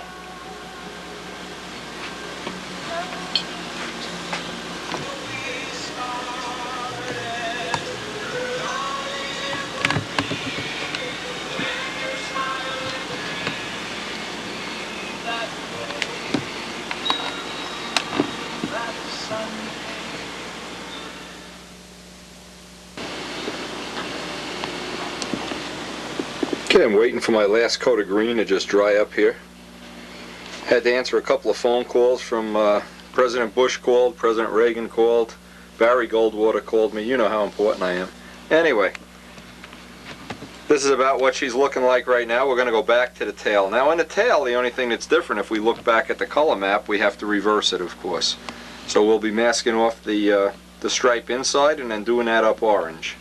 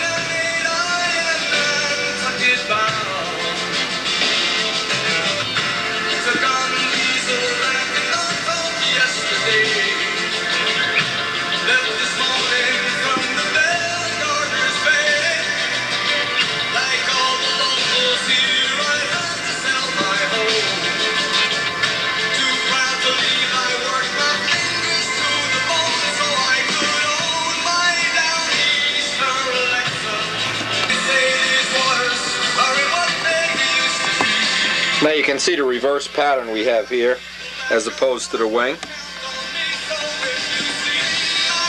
Next step, let's get the other side of the stab done here. Maybe we can finish this up today.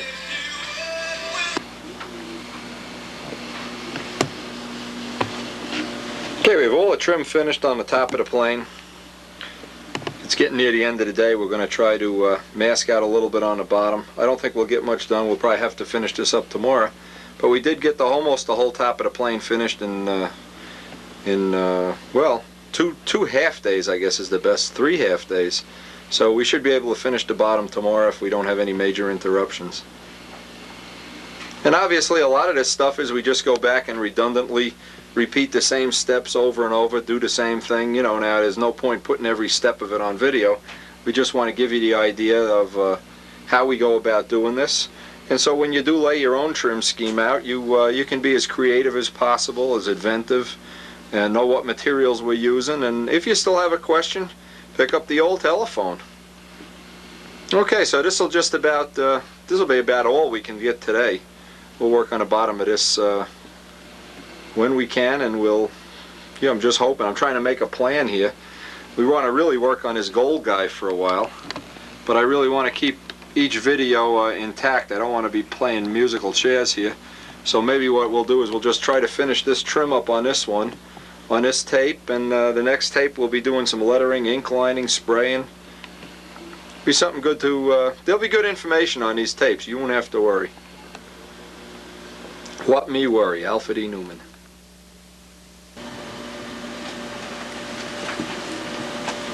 Okay, today's project, we want to work on the bottom of this. Didn't get much done last night. Had a couple of big important calls from Nikita Khrushchev and who else. Anyway, it was a busy night. I'm going to flip this puppy over. And if the phone doesn't ring off the hook today, we should be able to finish up the bottom here.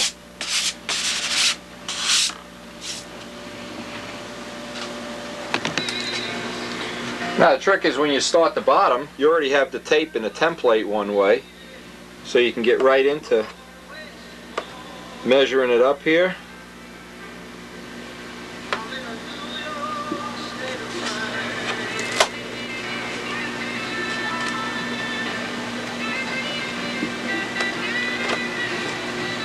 Again, we're going to try to make a pretty much of a mirror image of the top of the plane. And this will aid us when it comes time to do the lettering. And if you've never done lettering, you'll be looking forward to a real treat.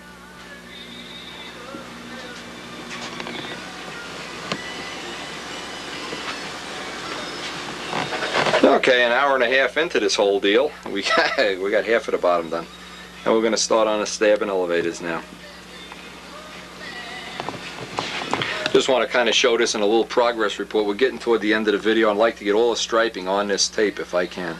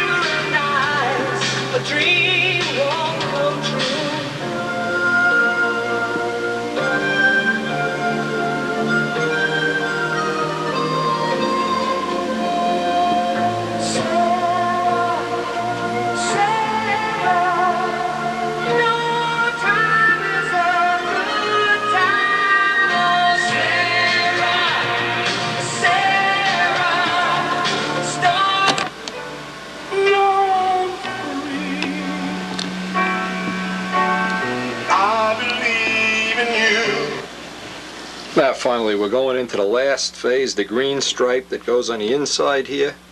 We're finally getting this squared away. Boy, this is really taking some time. Anyway, what I wanted to mention, important, make sure you get the tip weight box in if that's where your trim is going. I just lay the gear blocks in so the stripe can go right across them. This way you have all that striping taken care of in one stroke of the pen.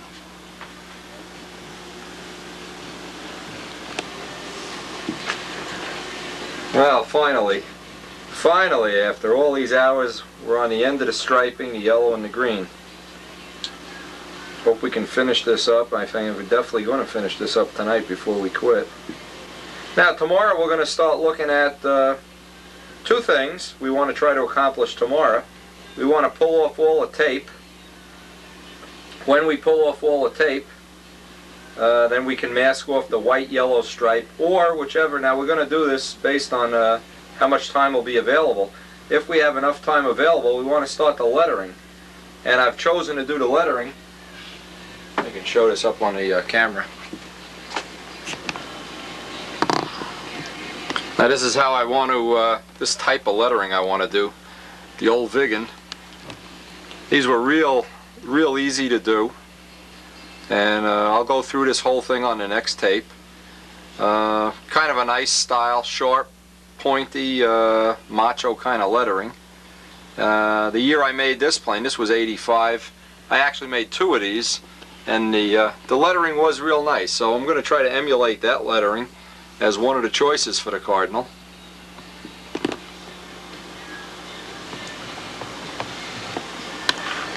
And we finally did finish everything. Oh my, you can't imagine how tiring this all can be. Okay, all of these stripes except for the white one is finished. And this is about the end of this tape. We're sneaking up on having the end of this tape, so I'll close this tape out with a couple of pictures from the album, maybe some other cute stuff we can put at the end of this. One thing for sure you want to do is, at this point in time, you definitely want to put this guy away to dry at least overnight, and if you can, 2 days. If you pull the tape off before it's sat 24 hours, you're not going to get the nice neat edge, for sure. And just to show you how human everybody is, if you backspace this video a little bit, you'll notice we're working till 3 o'clock. It's after 3 o'clock in the morning, in fact. What the heck time is it? Oh, it's after 4. Karen is going to die. This is 4 o'clock in the morning, too. This is not...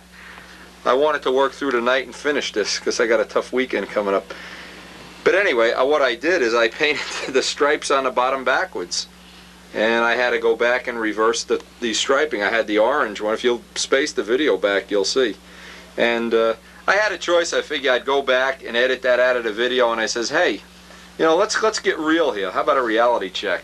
This happens to everybody. When you work late at night, this is part of the problem. And this is why I always say, when you're doing critical things, do them early in the morning. Don't do them late at night. And it's actually sneaking up on 4:30, and I'm getting tired, so I'm getting out of here. And we'll close out this tape and we'll hopefully get in with the lettering as soon as we start the next tape. So we hope you've enjoyed it. Hope you've picked up some useful tips and information. And we hope we'll see you in the front row.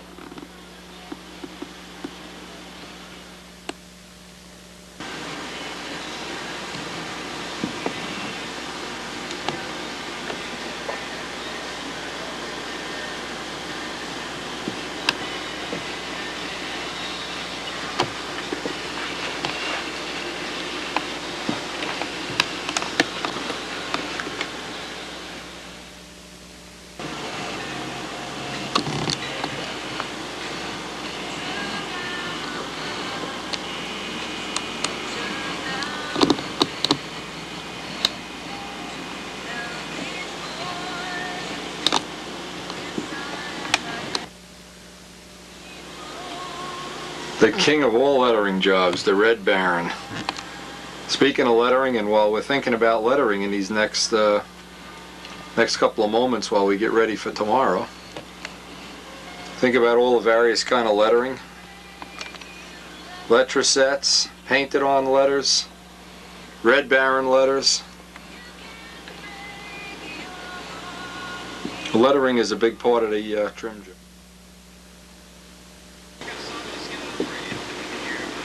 Now go into one of our old albums here. We'll close out this tape with few of the pictures from the old nostalgia albums. This is Jimmy Lavelle, who trying to remember if he this was in Lincoln, Nebraska. Lincoln, Nebraska.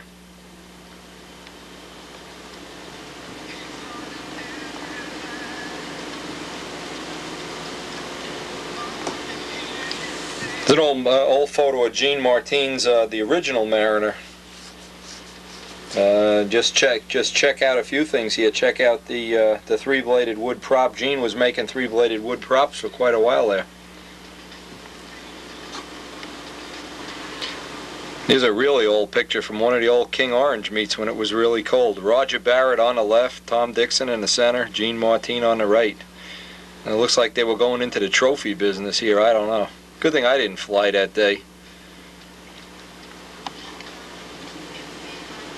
Another old photo from the nostalgia albums. See, some of these don't have a caption, so it's hard to remember whose exact ship they were. And it's good if you're going to send some photos and write your name on the back of them and tell me what's going on here, because my memory's like a sieve. Real nice canopy detail. This is Tom Niebuhr's Cap 21, Cap 20, whatever it was. Had a beautiful canopy. Unfortunately, this plane was lost in an outside loop pullout at the Circle Burner field. And there's only one patch of concrete in the whole field. The whole thing is grass except for the little takeoff pad. Tom went right into the takeoff pad.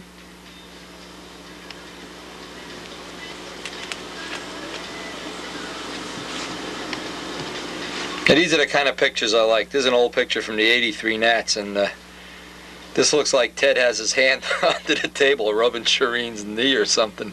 This is terrible.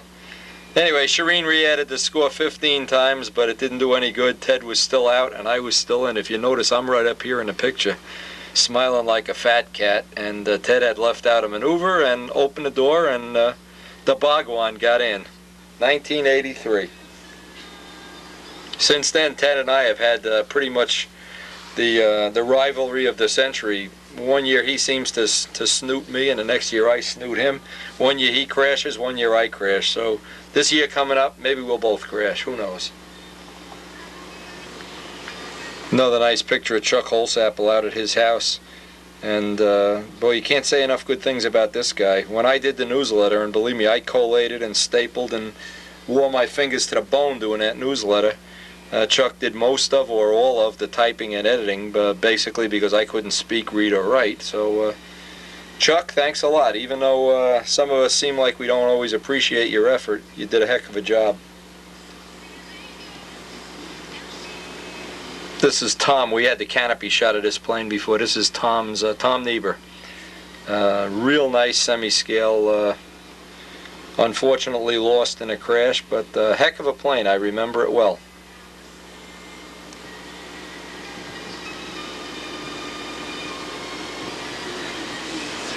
There's an old picture from Bruce Garrison. Bruce Garrison had enough common sense to mark his name on the back of the picture, because with memory problems and Alzheimer's disease like I have, I can't remember where I put my pants in the morning. Bruce Garrison. Old picture sent in by Larry Forster years ago.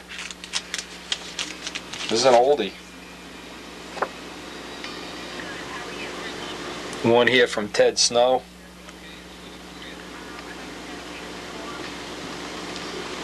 There's one of my favorites. Side view of the old Executioner. One of my favorites. Talk about fancy lettering. Boy, that had some nice lettering on it. This next video, I'm dying to get started on the lettering. That Executioner lettering was one of those macho lettering things. I just wanted to see if I could do it, and it only took 10,000 hours, and I did it. Nice picture of Ed Captanelli and his Stardust. And now talk about funny stories. This plane was given to Richie Tower at one time. Richie Tower then put it on the roof of his Porsche, and his son backed out of the garage, hit the brakes, the plane fell off the roof and got busted in 4 or 5 pieces. I didn't want to see it go to waste, so I put it back together and gave it to Joe Ortiz. Joe Ortiz went on to win the Red Reinhardt Cup with it one year, and got a couple of years of service out of it. And one day Ron Connors was flying along in level flight, and everything from the flap hinge line back and the leading edge forward came apart. The whole body self-destructed in flight. So, but the plane did see a couple of good years of service, and Ed's living in Las Vegas now, and has his own cleaning business. Ed, we miss you. Come on home.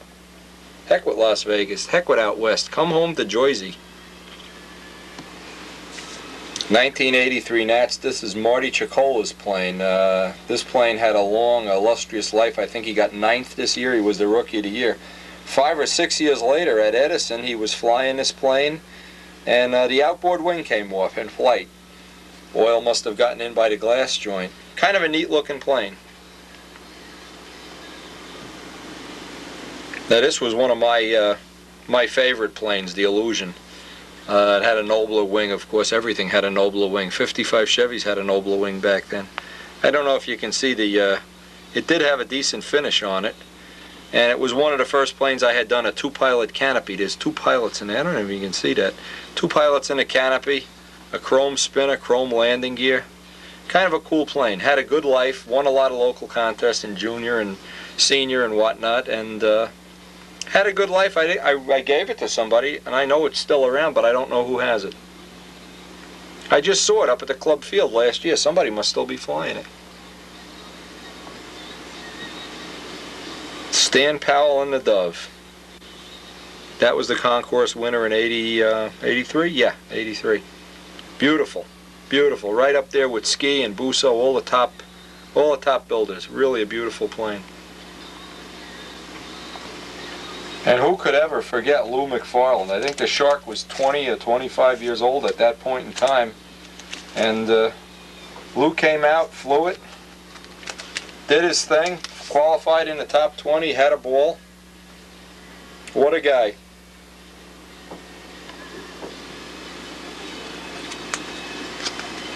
There's the 3 winners. The ultimate winner was Jimmy Casale at a Walker Cup. And believe it or not, this is... Yep. I can't believe how young he is there. Unbelievable. But this is some picture. I didn't notice this. That's George Spahr's son. Look at that. Unbelievable. I hardly recognize him. At this Nats, I remember one thing with this Nats. He was flying and he didn't know the pattern. I had to sit out in the middle of the circle and read him the pattern. Nice picture. Boy, I love these old pictures. That's Carl Seifert's plane. That was at the 83 Nats too. I guess most of the pictures in here are from the 83 Nats. Carl Seifert.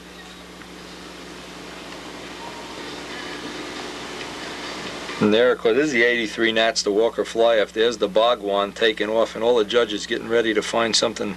Ah, he's too fat. Ah, he's ugly. Ah, he needs a wig. They're all complaining. Listen, you guys, lighten up, man. Jimmy won that year anyway. In fact, that was Jimmy's first year that he won, 1983, and my first year to the Walker, 83.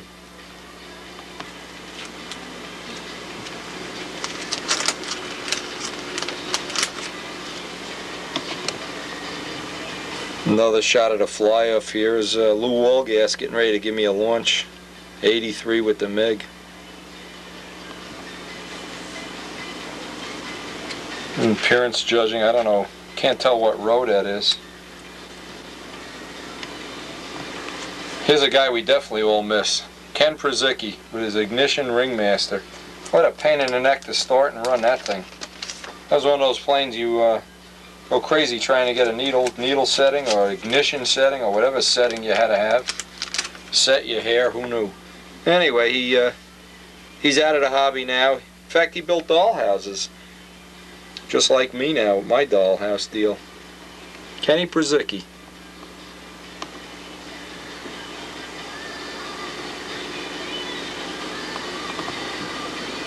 There's a great picture of Paul Walker hoping Jimmy Casale would trip on his tongue or something and fall down.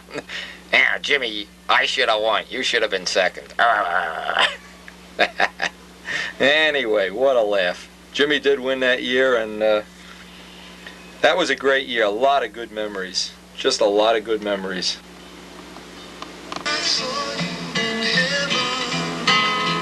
Well, this is the last picture for this set.